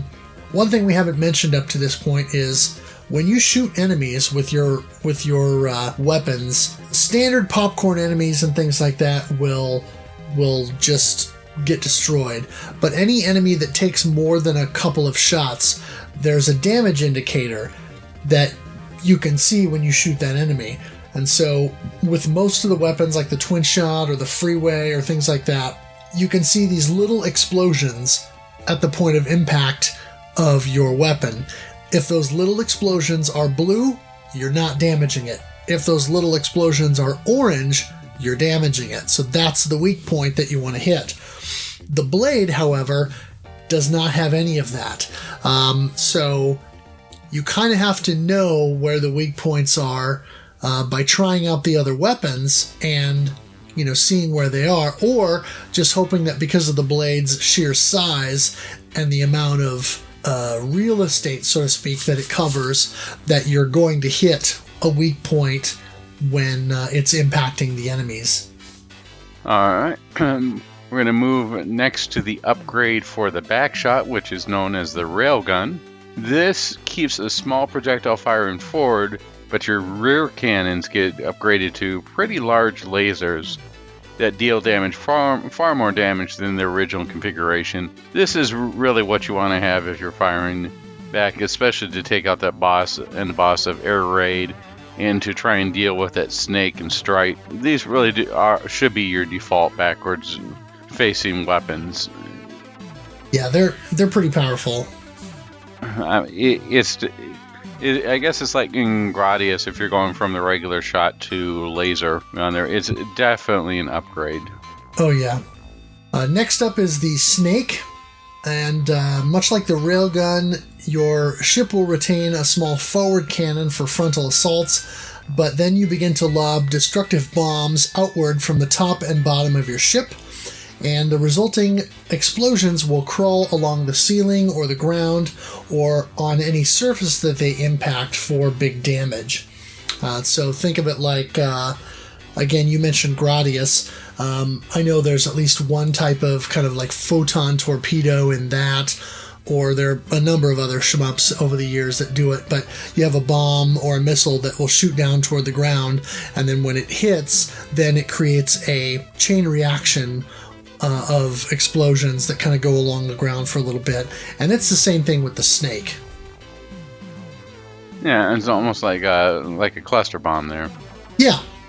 The other one that I love to use against the gargoyle diver is the freeway. And the freeway is a 5-wave volley of missiles that shoot out from the Renix opposite the direction it last moved. As an example, if you move to the right, the volley of missiles will fire directly behind it, and you'll have a forward cannon to accompany it. You can aim in any 8 directions to allow for maximum destruction of foes on all sides. Really great for hitting stuff such as you mentioned Stage 5, hitting against the battleship, or again with a gargoyle diver, in those tight situations where you have to have directed aiming. Yeah, and the thing to remember about the freeway is you cannot lock it in position. And so anytime you move, even in the slightest, if you tap a direction and you move a different direction than what you had previously moved, the freeway will change position. Now, one nice thing about the freeway is, with the snake or the railgun, where you still get that little bit of forward fire on that, the freeway does that too, but whatever the direction is that you moved in is the direction that you'll get that sort of little bit of fire going, while then the freeway volley of missiles goes the opposite direction. So you still have a little bit of quote-unquote forward fire, or, fire in the direction that you're moving, rather than being completely exposed. So that's a nice touch. Definitely agree. Moving on, we have one of my favorite weapons in the game, the Hunter. As its namesake would suggest, a homing weapon that consists of a spread of 3 blue homing energy projectiles fired in rapid succession. These will seek out a target until it's destroyed, though their damage ratio isn't as strong as some other weapons. Definitely has its uses in the air raid stage and stage 6, or the frozen over lake stage. I also like using it in stage 4, but its mileage may vary depending upon the user and how much I wonder if anybody thinks this is more of a handicap weapon. Yeah, I think the general consensus is you get the Hunter and then you use the Hunter. I don't necessarily feel that way. If you're playing on easy, it's a good way to cheese the game and make it easier to play through. You still have to memorize, enemy placement and patterns and movement and stuff, but it definitely makes the easy mode a lot easier. But as we said, in stage 7, you've got those bubbles that the Hunter can't destroy, so you can't rely on it 100%. And it doesn't do as much damage as some of the other weapons, so you really need to be cognizant of when and where you're using it. Also, there are a few instances where the Hunter won't even penetrate the enemy's defenses, such as the first mini-boss in Stage 8, that purple orb.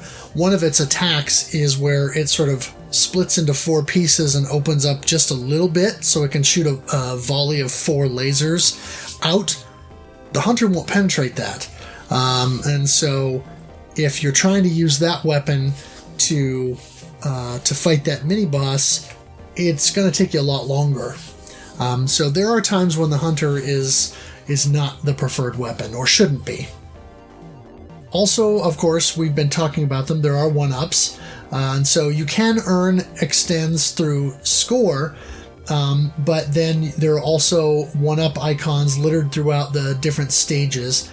Some of them are hidden and have to be uncovered, and some of them are a bit more obvious or are available by shooting down one of the orange power-up drones, such as in Air Raid, as you mentioned earlier, Addicted, where at the end of the speed trap and on the top path you can grab that 1-up.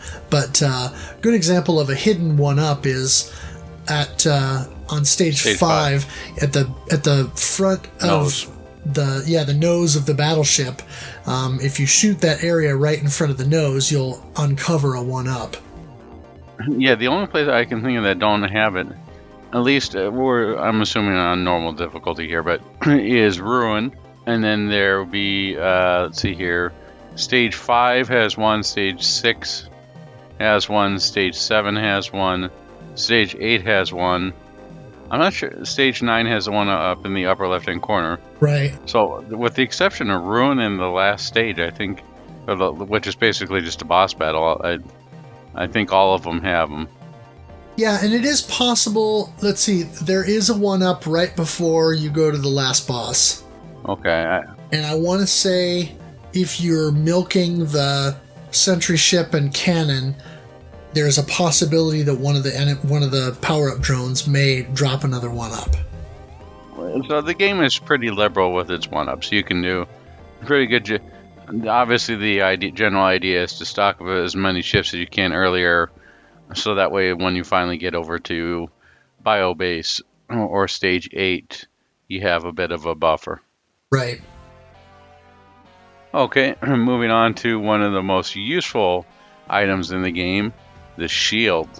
Located in a few areas, the shield will extend an electrified barrier of protection around the Rhinox that allow up to 3 hits before it dissipates. It has about a 2-second recovery window, so if your shield takes a hit, get out of there quickly or it'll deplete faster. And it flashes orange for a moment when you get hit. Yes. So it's a good visual representation. I like this, just like the Gradius one starts shrinking when it takes a hit. Yeah. The other thing that's cool is when your shield is down to its last hit, it turns orange all the way. And so then you know that you are in danger of losing your shield. The other thing that's interesting is the number of shields diminishes as you go up in difficulty, from normal to hard especially. I know, for example, there's a shield on easy and normal on the Dazer stage. That shield is nowhere to be found on hard difficulty. And there are a couple of other instances where, like in stage 7, where there are at least 2 shields that you can get on easy and normal. Once you get to hard difficulty, there's only 1. So you have to be a lot more careful as you're maneuvering around in hard mode, and likely in maniac mode as well, in order to keep your shield. Yeah. For those who really want a challenge, try Maniac mode. It definitely lives up to its name. Yeah. We have also mentioned this multiple times, but there's also the Claw, and this item creates a spinning pair of helper units, which, in addition to firing extra projectiles at enemies based on whichever weapon you have selected, will also block some enemy projectiles. So the Claw really is a huge benefit because it spins around, the 2 items spin around your ship. They'll deflect some enemy bullets and also will shoot out additional shots for your weapon. So for example, on the blade, you shoot the big blades from the front of your ship. Well, it'll shoot these little mini blades out in a sort of low angle out from the ship. Or for the railgun, it'll just shoot additional large lasers out from behind you. For the freeway, for example, it will shoot out an additional 2 forward missiles from your ship when you're equipped with the claw. Or, again, with the hunter, you just get additional seeking shots that shoot out. One of the interesting things about this is the game you can clearly hear the game call it the craw on there, and I thought that was just a Ergish type thing, but all the documentation I've seen, the call is actually a craw. And if you look at in Thunder Force 5, they become more like options. You can get 3 of them on your ship, but it's actually, in English, says CRAW. Right. Well, let's be honest. I'm not sure that I would say that it clearly says craw, because the voice samples in this game are a little lo-fi, but... Oh, no, I definitely agree, but I'm talking about Thunder Force 5. In English, it says CRAW. Right.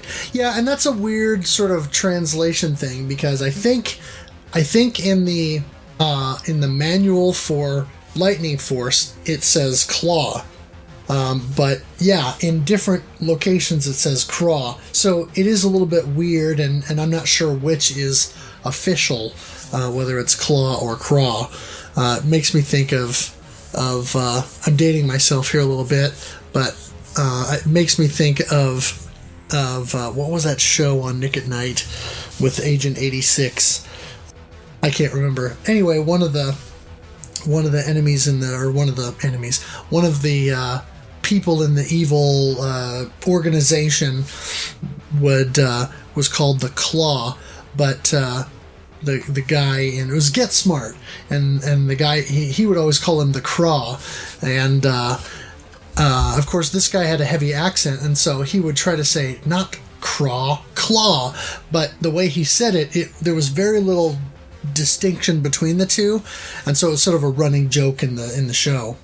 Well, I believe that and I could be off it, but I think that one of the letters on here, and I'm having problems right now remembering which, but one of these doesn't exist in the Japanese language. Oh. I'm trying to remember which on there, and that's part of the reason why things are mixed up, and I can't remember if it's I think it's the R. That could be. But I'm trying to remember on there. I'm sure that we'll hear feedback from somebody on this, but one of them, it's not officially in there, so they have problems on. No, it's not that. It's not the R. It's the. The L. I was just thought of Rockman for a second, but no, it's not right.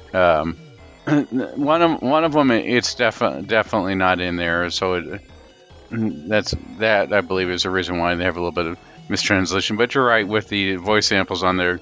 The lady who you can barely understand say "one up." Yeah. As you grab the stuff, it leaves a lot to interpretation. But when you're saying the voice samples are probably one of the weakest parts of this game, you know it's good. Right. All right. Moving on, we're going to deal with the Mohawk, also known as the Thunder Sword. At the end of stage 5, your claw gets upgraded to a new form and unlocks the game's penultimate weapon, the Thunder Sword. To charge it, simply stop firing your ship's weapons. The longer you charge, the bigger the boom, until you reach the maximum capacity, which sends a huge blade of blue laser thrusting forward through your ship, accompanied by a pair of lightning strikes which emanate from your newly upgraded claw. Or craw. Yes. This weapon is so much fun to use, because it's such a cool effect too, because it has an accompanying sound effect, and when you see the craw or claw orbiting around your ship, when you're not firing and it's charging, you see this sort of electric field around each of those orbs, and so it's a really neat kind of build up to the ability to fire it. And then once you do fire it, it's an impressive weapon that it has such an impact. And like I said before, it has a recoil effect to it. So you know that's just a way visually for the game to just kind of indicate to you how powerful it is. This blast is so powerful that it's pushing your ship back. Yeah, it's definitely one of those weapons that stays ingrained in your brain. It has everything. It's got the shock value, this is cool value. It's definitely an iconic weapon in a shmup. Yeah. As the options are in Gradius, the Thunder Sword is to Thunder Force. Yeah. Something that you would instantly recognize. Very much so. Now that we've gone over the weapon systems on here, want to deal with a little bit of how they function with the game. Whatever weapon you currently have, as long as it's not the twin shot or the back shot, if it's selected and you're hit and you die, you lose that weapon until you collect it again. Yes. And the only Thunder Force that I've played that doesn't do that is Thunder Force 6. Right. Thunder Force 6, you keep the weapons the entire time. Yeah. The exception to that is in the new port of the game that M2 did for the Sega Ages line that is on the Nintendo Switch. That has a kids mode where when you die, you don't lose the weapon that you were using. So it makes the game even easier, because then once you get the hunter and you have a full complement of weapons, combine that with the 99 lives trick, which we'll mention here a little bit later, and you can still kind of play through the game and have a go at it. It's nice that they're making it accessible for all skill levels. Yeah. So, look, one of the things that the game doesn't tell you, but you should definitely know, is weapon damage can be determined by looking at the point of the enemy where your weapon is impacting. So, quick translation of this is if you see a small blue explosion, it's not damaging the enemy. If you have a small orange explosion, you're hitting the right spot. For the hunter, that changes into a large blue or large orange ring to denote the impact. The blade weapon, as we mentioned previously, has no indicator because of its sheer size and strength, or it may have just been a little bit hard to deal with something that's orange, going to show up as a little orange circle, so they're making it really hard to tell if you're hitting on there, which is why I'm sure a lot of people had some problems with Gargoyle Diver. I know I did until I switched to the 3-way that made things easy. It's really hard to tell exactly if you're hitting correctly, and you have to line up your shots in order to hit that orb. Yes, definitely. Would you like to say a few words about the graphics? For the graphics, I would say kick butt. No. The graphics are great because they go from a very vibrant and colorful style in the first couple levels, and then starts getting darker and darker, more Geiger-esque, more like R-type. They don't quite go into cutesy colors and stuff that you find in Cute 'em Up or like Fantasy Zone or Space Harrier, but it's very bright and vivid, and that makes the world seem alive. They did a good job on making sure everything was well defined.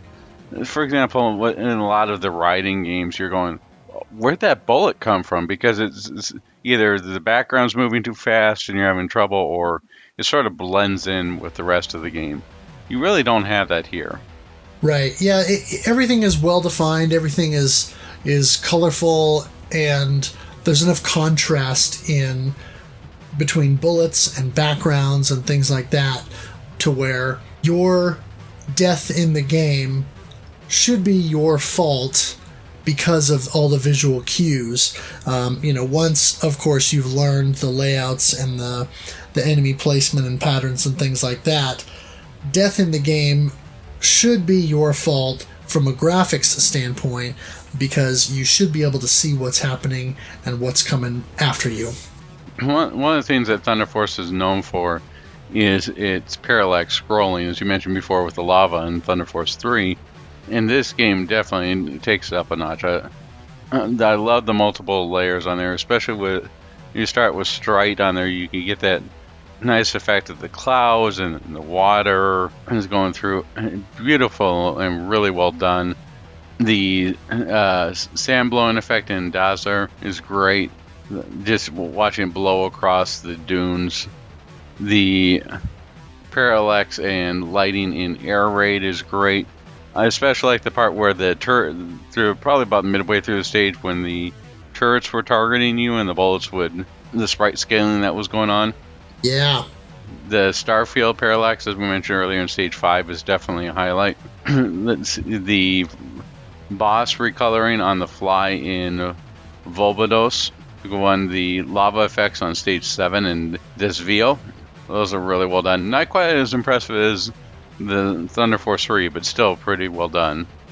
The Lord of the Flies boss fight and all those little sprites, those fly sprites that die and then produce those large explosions.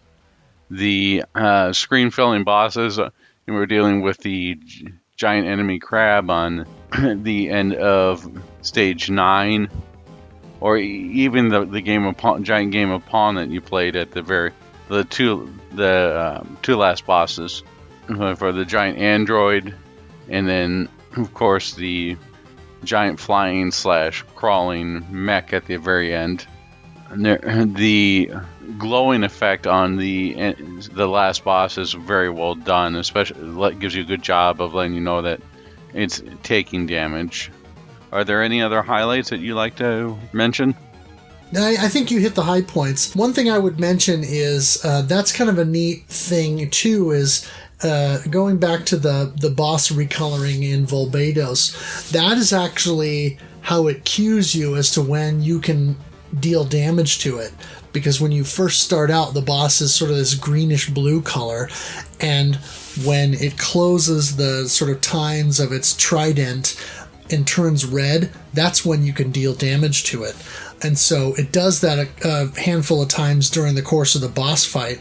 And so it's kind of a neat way that it indicates to you that you can actually damage it. And so it serves as both a cool graphical effect that's impressive, but also the practicality of, oh, there's my opening, Yeah, it's nice that they give you visual cues for the boss visit. One of the things that would probably be a little harder to do in this is a sound cue.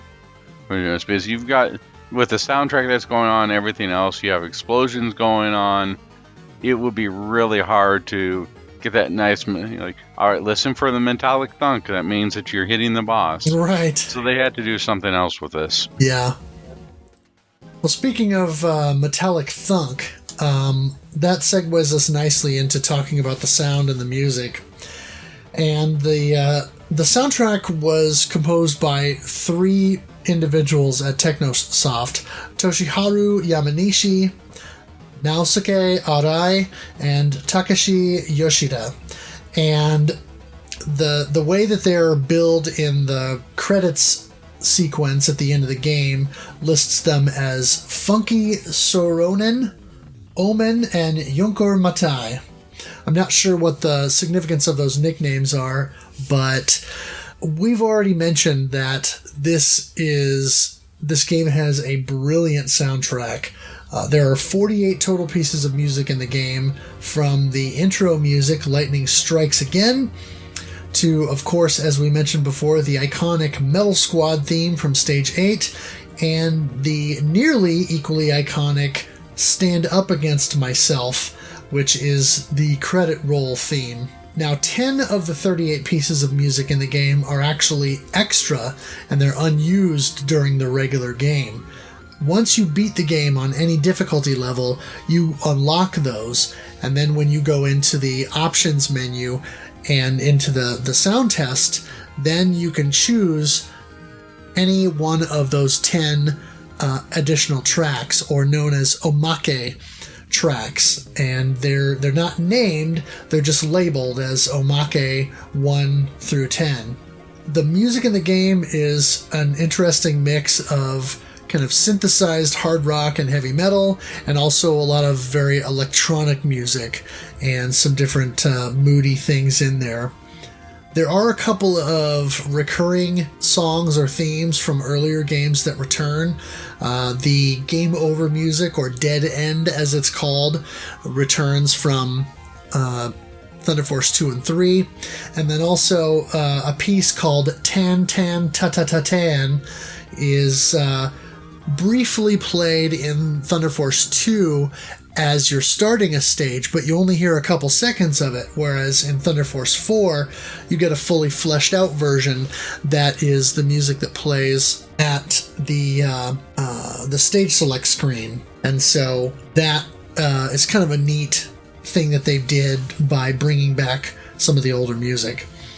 The soundtrack in the game makes excellent use of both of the sound chips that are in the Sega Genesis, the Yamaha YM2612 chip, and then also the SN76489 PSG chip, which was originally in the Master System and then later in the Game Gear, in order to provide backwards compatibility with the Genesis. And so a lot of the Sega team and a handful of other third parties in that, but Technosoft in particular, did a really good job of utilizing both sound chips to get the most out of it. And so the music is very layered and it has a lot going on, and they really utilize those sound chips very effectively.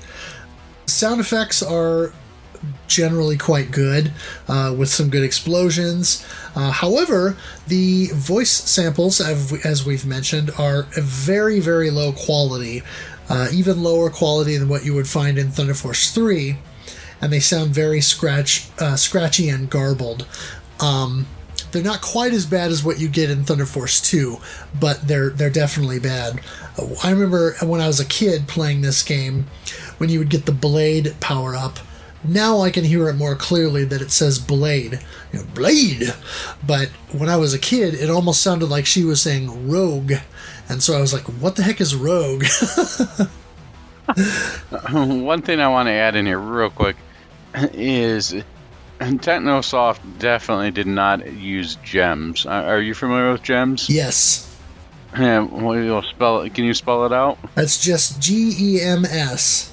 And it was kind of it's a sound engine that Sega designed as part of their development kit. And rather than writing their own sound fonts or creating their own music in assembly, or writing their own music composition engine, a lot of developers took the easy way out and they used gems. Unfortunately, that means that when people complain about the Sega Genesis not making very good music, a lot of what they're probably talking about is music that was composed in gems and using a lot of the built-in tools therein that didn't really have the best sort of synthesized instruments or best use of the FM synth capabilities of the Genesis. Yeah, and it's also a reason why a lot of people say a lot of the Genesis stuff sounds the same, because everybody was using the same generic engine on there. Well, it made development easier. It certainly didn't help deal with the unique capabilities of the Genesis itself. Right. And speaking of gems, it kind of makes me think of the Genesis Gems podcast. One of the recurring jokes on their podcast is, they reviewed Road Rash relatively early on, and some of the sound effects and music in that game are a little bit off-putting, and I know that Gems was a factor in that. And so one of the things that they say is that there's some bits of music in the game that almost sounds like dying cats. And so they sometimes, when they talk about music in games, they talk about whether or not a game has dying cat sounds. Well, one of the infamous examples on there is Marble Madness for the Genesis. Oh, yeah. It's just, it's horrible when it's come there. But when you play the Mega Drive version, which was, I believe, programmed by Tengen themselves instead of EA, it sounds much more natural on there. There's an entire GameStack episode for those who are interested. Huh, interesting. Okay, so this is where I have to geek out a little bit and just go from podcast host to complete nerd and say that the soundtrack to Lightning Force has been a mainstay for me for a long, long time. There were times as a kid that I would go in and turn on the 99 Lives code and do a quick clear of the game on easy, just so I could go into the sound test and listen to the music in the game and listen to the omake tracks.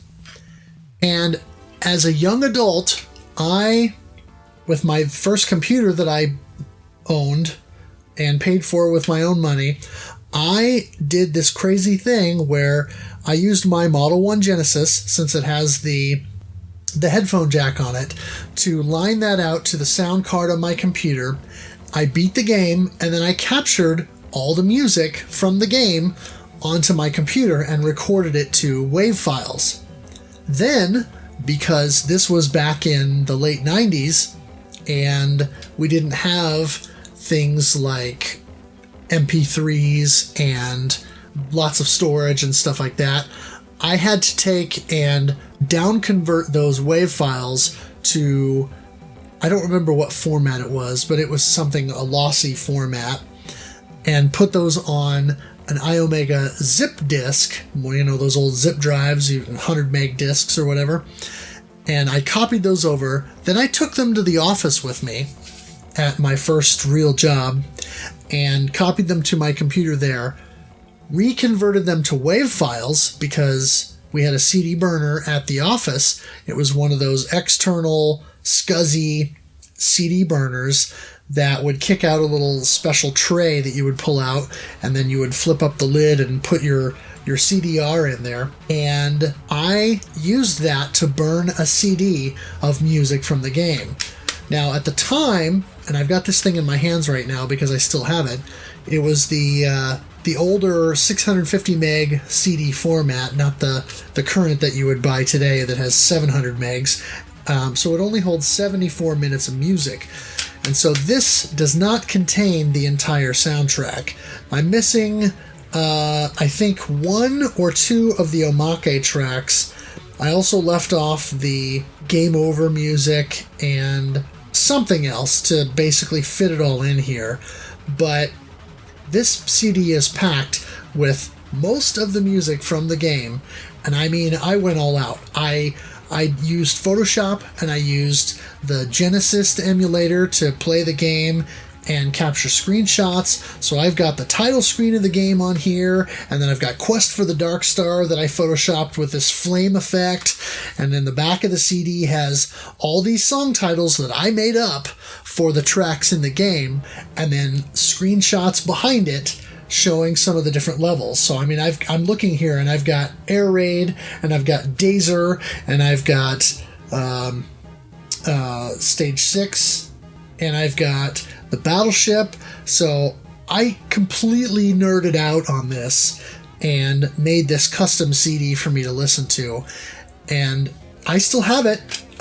20 years later, it still works, and it's just, I don't know, I have such a connection to the soundtrack, and I don't know what it is, but the music is just so good. And so for me, the fact that this is my favorite shoot 'em up of all time, part of that is wrapped up in this soundtrack, because I'm such a music nerd anyway. And so this, for me, is just, the soundtrack has no equal.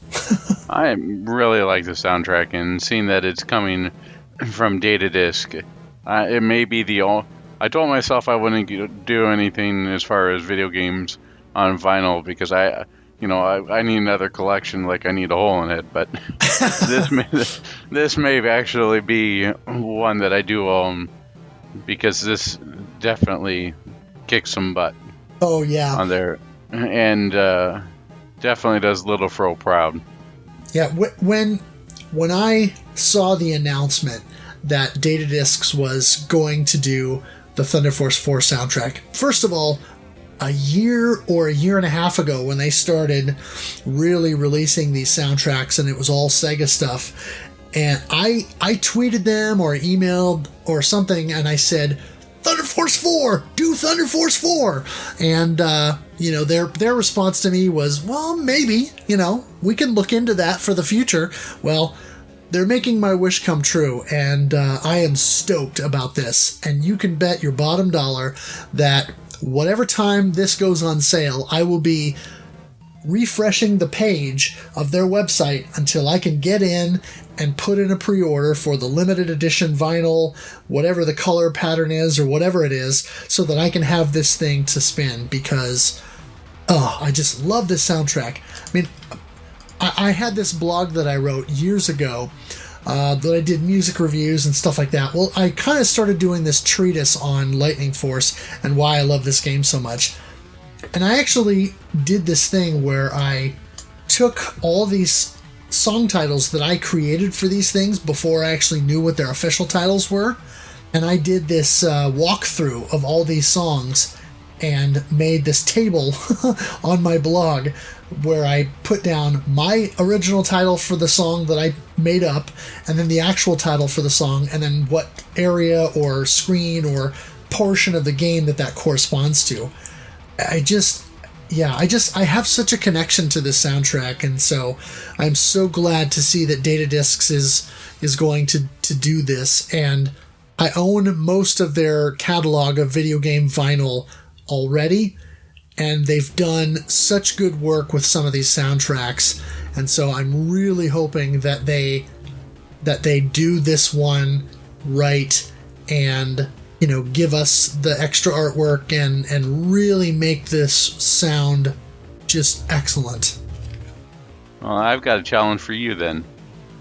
Tweet at him and tell him you want to do the liner notes. Oh my gosh! Well, that's probably already in the works. I would absolutely be honored, but wow. I might have to think about that. Not that they'll take me up on it, but it'd still be a dream come true. Well, I definitely will let you know if I see it come up. And speaking of letting people know, we have people who played the game with us, and they let us know their thoughts as they were playing through the game. You want to get us started off? Sure. There was a little bit of discussion when we first posted the game. Lord Borba posted and said Lightning Force, and Gollum quoted his post and said Lightening Force. It's a crucial distinction, kind of in jest, but he says, as for the game itself, it seems like a lot of things kill me by hopping on screen and instantly darting for me. And for how fast and zany enemies are, very few go down in one hit. I think the silver guys on Strike just before the mid-boss do. Not sure what else. It's an unusual balance that gives me the impression I'm piloting a glass spacecraft rather than one of plastic and metal, since it always shatters quickly and violently. He says, also note that Strite has freeway hidden at the very bottom of the underwater portion just before the extend icon. Good stuff. I definitely think that this is one of those that has a larger barrier of entry before you start to quote-unquote get good. This reminds me, this is sort of like a Dark Souls of shmups in the way that I'm going to throw out the stage title here, but no relation. There's a big wall in front of you. Until you can start to get some of the pattern and mechanics down and figure what's what, you're going to think this game is too hard, and you're just going to say forget it. Yeah. I had to play this game at least maybe 10 tries on Stripe before I started getting the idea of going, oh, okay, this makes sense. I think I'll start calling this the R-type effect. It's darn hard until you start memorizing everything. And then once you do, you start enjoying the game, you get better and better, and then you say, this game's a lot of fun. And then you start showing your friends off, and everyone else goes, this game's darn hard. Yeah. I guess nowadays the more common thing, again, would be going back and calling it the Dark Souls analogy. Something like that. Looking at, we've got the always present and always ready to try a new game, Dougley 007. Said, I'll keep joining, and after one day, maybe I can beat one of these. It was followed up by, LOL. On easy, I couldn't beat one boss. On easy with weapons coach, I managed to beat the stage and got to the boss of next. What's the best way to, or what's the best order of stages to play? Yeah, as previously mentioned, he's definitely has a learning curve, a steep learning curve to this game, and it's going to reward patience and repetition, just like any shmup. But if you can stick with it and break through that wall, it's very rewarding. Yeah, and Dougley touches on something that we didn't mention earlier, but there is a cheat code that you can enter in the game when you pause it to fill up your weapons and to activate or deactivate the craw. So it is a means of at least getting a bit of a leg up so that you can kind of practice a level or have a little bit more of an advantage. And I alluded to before the 99 lives thing, and I'll just quickly mention here before we move on, is that's where if you go to the options menu and set the lives to 0, you have 99 lives. That only works apparently in Lightning Force. It does not work in Thunder Force 4, the Japanese version, and my understanding is it doesn't work in the PAL version of Thunder Force 4 either. So it's kind of a curious addition. It's a bug. Well, it's a curious addition that they made to the game. So, yeah, you get to the menu, the options menu, by holding down A, B, and C, and then pressing start. And that's how you can listen to the Omake tracks. You can change the lives code. You can, I believe you can also change the buttons, what they do, correct? Yes. And then, of course, that's how you select your difficulty. Yes. And yeah, from pretty much what I was looking into and everything I found online, or at least according online, as well as Hardcore Gaming 101, suggested that the 99 lives code was just a bug in the way that the 0 lives flag was set.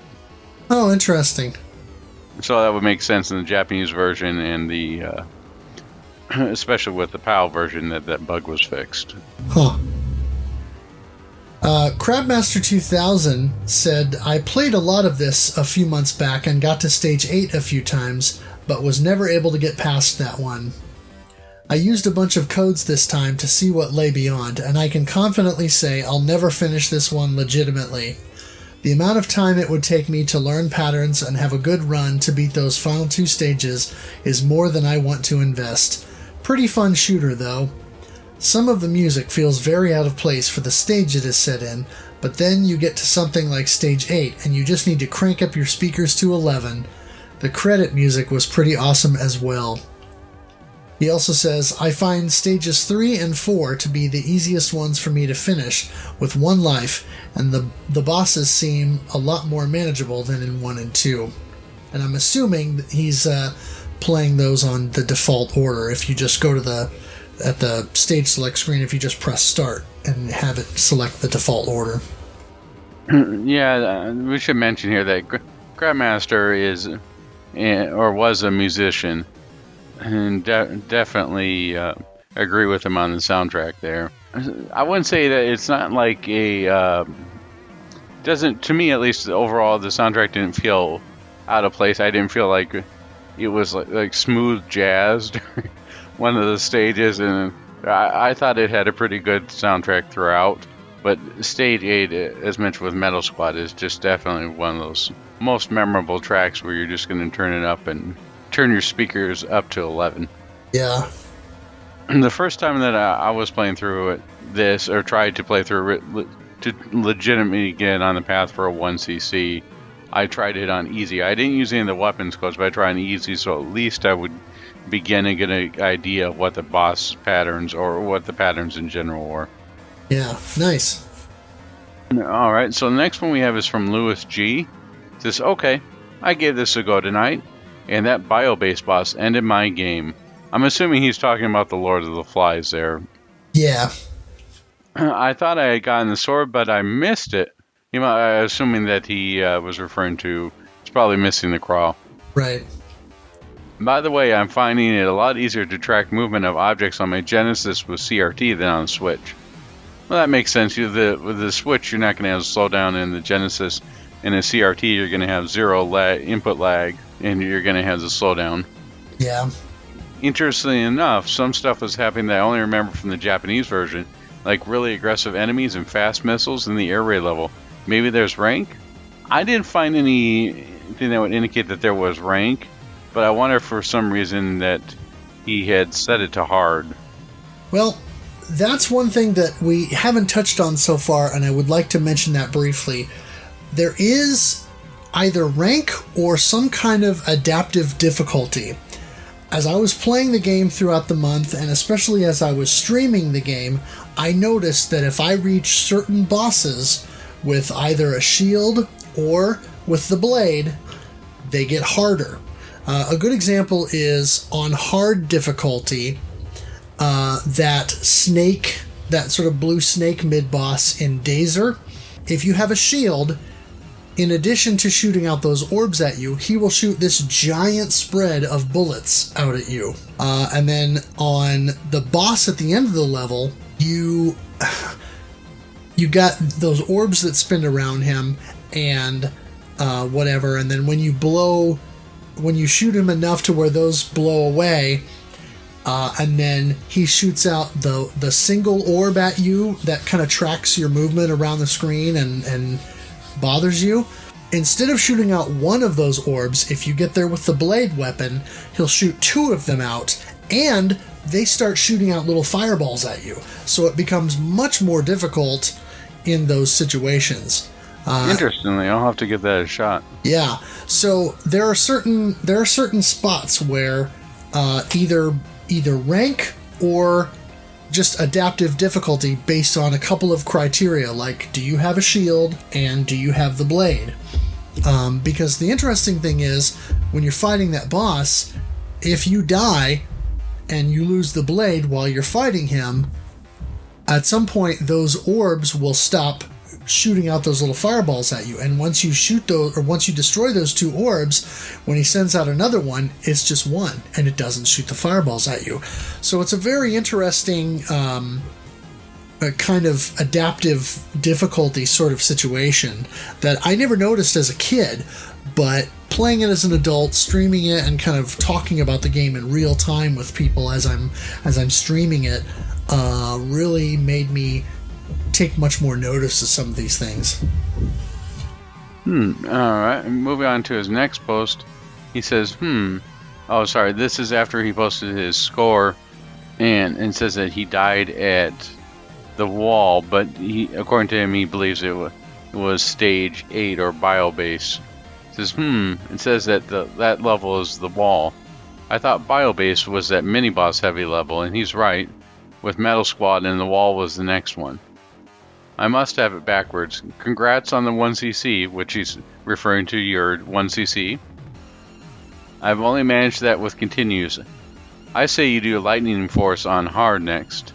In my opinion, it fixes a few memorize situations from the Japanese original, like the opposite of Contra Hardcore. Yeah.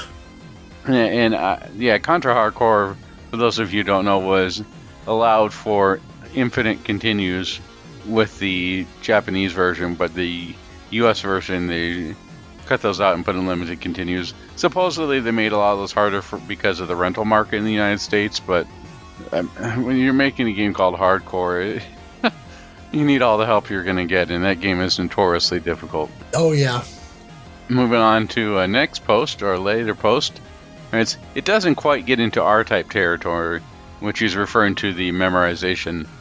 But there's a fair amount of memorization, I agree. I think Thunder Force 3 was lighter on it. In my opinion, the level of memorization required doesn't reflect the randomness in the game, but rather elements like speed at which the enemies move or attack, the trappiness of the level design, how much it tries to corral or trap the player, for lack of an actual term, and how many hits enemies take. Do you have to be shooting them the instant they come on screen? I guess overall, it's how much give there is in the gameplay, right? Thunder Force, for me, is a bit in the middle of stuff that goes. Most levels have one or two things that you have to be aware of, but everything else you can react on the fly to. It's not one of those games where every second of every level you need to know what's going to happen, in my opinion. Of course, I only played it after Thunder Force 3, so I was already pretty used to the general playstyle. And I find top-view shmups to be, in general, less likely to need a higher degree of memorization. There are some exceptions like Nexer and Grindstormer. I sat down tonight to play and just exploded over and over. I guess it's one of those days. I do want to 1cc this thing finally before the month is out. It's only been 19 years. Jeez. Yeah, I think he's right about the fact that it doesn't quite get to R-Type levels of memorization. I mean, the original R-Type, you really have to route that game very specifically, and there are certain paths that you can take where you'll be more safe, even with some of the RNG in the game. There are spots in the level where you should be, or kind of be in proximity to that in order to stay safe or have the best chance of survival. Thunder Force 4, because it's a little bit more fast action, gives you some ability to recover in situations by being able to maneuver quickly or think on your feet. That's one of the things that I like about classic shoot-'em-ups, is kind of having that ability as a Twitch genre to be able to see something happen on screen and react to it and either succeed and survive or fail and die, and then adapt and learn from that the next time. Yeah, there's definitely a lot more margin of error that you can have in Thunder Force 4 than you could have in a STG like R-Type. Yeah. Moving on to Easy Racer, he says, admittedly, most of my gaming for January has been influenced heavily by the NES Challenge. But the past week, I've gotten into Lightning Force and finally feel like I'm beginning to get the hang of it. Still working on clearing the first 4 stages. I know most doing this have nostalgia attached, but as someone that hadn't seen it before until recently, I feel like the graphics, sound, and fluidity of gameplay are extremely well done. It's just really hard. Not unfair, though, because I feel like you have to first learn where everything's going to be as far as items and enemies on each level, then learn how to properly react to everything before you can make progress. In a later post he says, so I got on a good run, but I didn't get a pick taken until right after the screen switched back to the title screen, hence an intentional death to get back to the new high score screen. I'll admit it was on easy, but I can normally get to the boss of Stage 6, the ice level. I continue to love the look and feel of this game, even though I'm not very good at it. Interesting bosses and unique environments. The route I usually take for the first 4 is Straight, Ruins, Air Raid, then Dazer, partly because the first 3 I can get through with minimal deaths, but the boss on Dazer continually gives me fits. I have noticed that when the boss shoots the orb that follows you, if you can get into the position to hit it with the railgun, it's pretty effective. Other brief side note, I know MetalFRO has said it, but I have to agree. I love the metallic and sometimes inaudible voice that announces your weapon upgrades. It may not have been intentional, but it adds some fun character and levity to an otherwise intense game. And then in a further post, he writes, while I enjoy this game a lot, I haven't been able to make great progress, always dying on the Stage 6 boss. Since it's nearing the end of the month, I tried something just for kicks, Maniac mode with 99 lives. It was extremely intense, extremely fun, and I still didn't make it to the end. Died on Stage 8. Also, have to say the music on Stage 8 is awesome. And I would have to say that as well. Definitely agree on there. The Stage 6 boss, if you don't know its patterns, it can be very frustrating. Especially when we mentioned before with the color changing on there. And it's got those bullets that explode in 4 different directions, and then tries and get you or trap you out with a lightning of its own, effectively building a wall. It's definitely something I could see somebody getting stuck on. Yeah, something I discovered in hard mode is there's this point where that boss does this thing where it stands or it kind of floats in the middle of the screen and then puts up kind of a barrier and shoots out these electrified balls at you and kind of shoots them off in different directions. On easy and normal, those shoot out pretty slow, so you can kind of dodge in between the different volleys. On hard mode, forget about it. Your best bet is to, as soon as you see that he's about to do that, fly either over above him or underneath and just wait it out, because that stuff moves really fast and it's not likely that you're going to dodge it. So, after we've heard everybody who helped play with us this month of January 2019 for Lightning Force, what are your final thoughts on the game? I can't say enough good things about this game. You know, coming back to this again after having left it on the shelf for quite some time, you know, because I've got lots of games now and I want to be able to play more of them.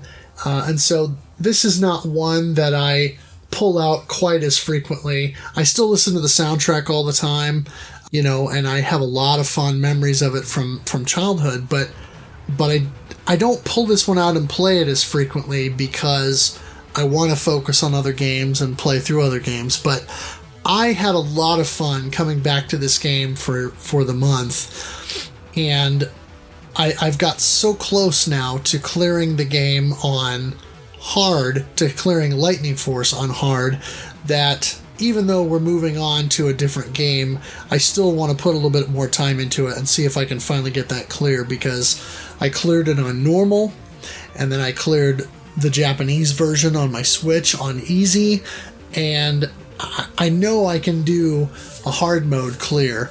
And I would like to also try what Easy Racer did and try to do Maniac mode with the 99 lives. And because I'm familiar enough with the game, see if I can make it through.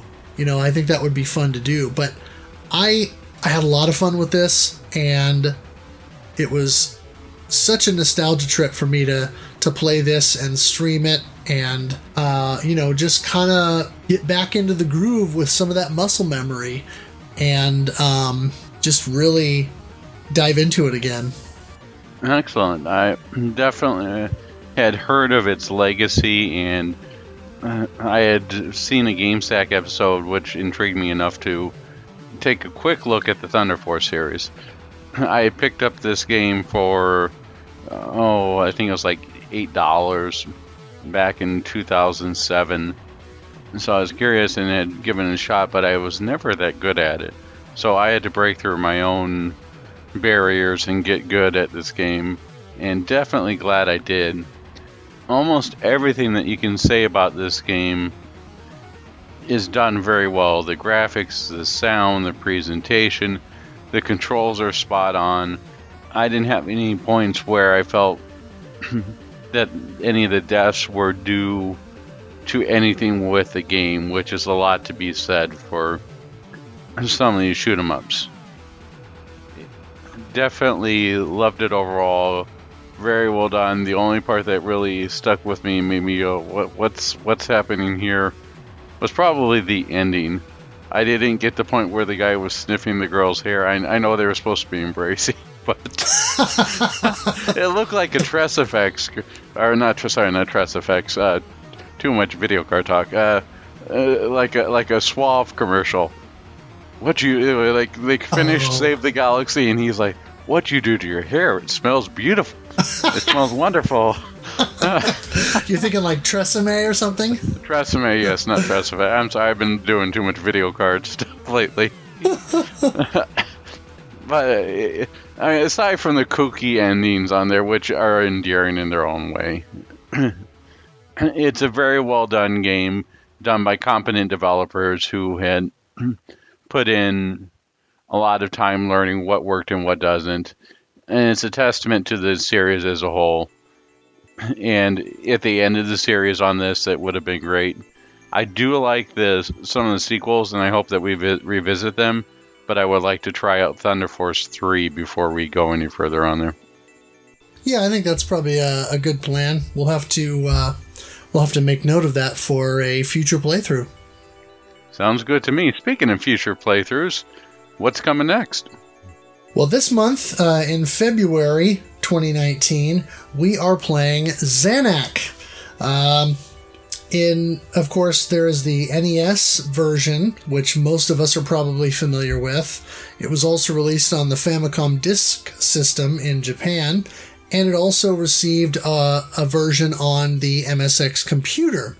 In addition to that, the Zanac Cross Zanac release that came out on the PlayStation, unfortunately in Japan only, is now available on PlayStation Network. So for those of you with a PlayStation 3, you can grab that and play Zanac Neo, which is kind of a reimagining of the original game. And then it also includes 3 versions of the original Zanac, the NES and FDS versions, and maybe the MSX version? I would have to check on that. And I'm pretty sure that the Zanac X Zanac came out for it was either the 25th or the 30th anniversary of the original Zanac game. Yeah, something like that. And unfortunately, it served as a bit of a swan song for Compile, because I think after that they kind of faded away. They did. And coming up in March, we have the great PC STG Crimson Clover. Yes, and we've kind of been covering a lot of either old school or retro styled shoot 'em ups. Obviously we played Raiden 5, but that has quite a legacy in the older Raiden games, and we played a couple of other games that are a bit more modern, but this is the newest and most modern game that we've played so far, Crimson Clover, and it is a Danmaku or bullet hell shoot 'em up, very much inspired by the series of highly lauded shooters by the Japanese developer Cave. And so this is a game that I'm looking forward to digging into. It's very inexpensive on Steam, and so that'll be one definitely for the more modern shoot 'em up enthusiast to come and try their hand at. Isn't this our first Danmaku game? It is our first official Danmaku, yes. I'm looking forward to giving it a try. I believe it's when it's not on sale, I believe it's $10 on Steam. Right, very affordable. Definitely. I'm looking forward to that, and I'm currently trying my hand at Zanac. Definitely a lot to talk about, but we'll get to that next time. Yeah, I love how Zanac almost sounds like Xanax, and so it sounds like a medication. Like you watch those commercials on TV. Ask your doctor if Zanac is right for you. My doctor said yes, so I'm giving it a shot. There you go. So, I'd like to give a thanks to everyone who participated this month. We're trying out Thunder Force / Lightening Force.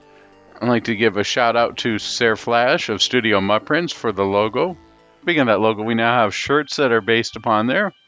Can you let people know where they can find those shirts? Yes. Just go to redbubble.com and search Shoot the Core or Shoot the Core-Cast. Either one of those will bring up the shirt. And please go buy a shirt and help support the podcast. We'd like to also thank Kugasu for the intro and outro music. Love that gallantry. Oh, yeah. Good stuff.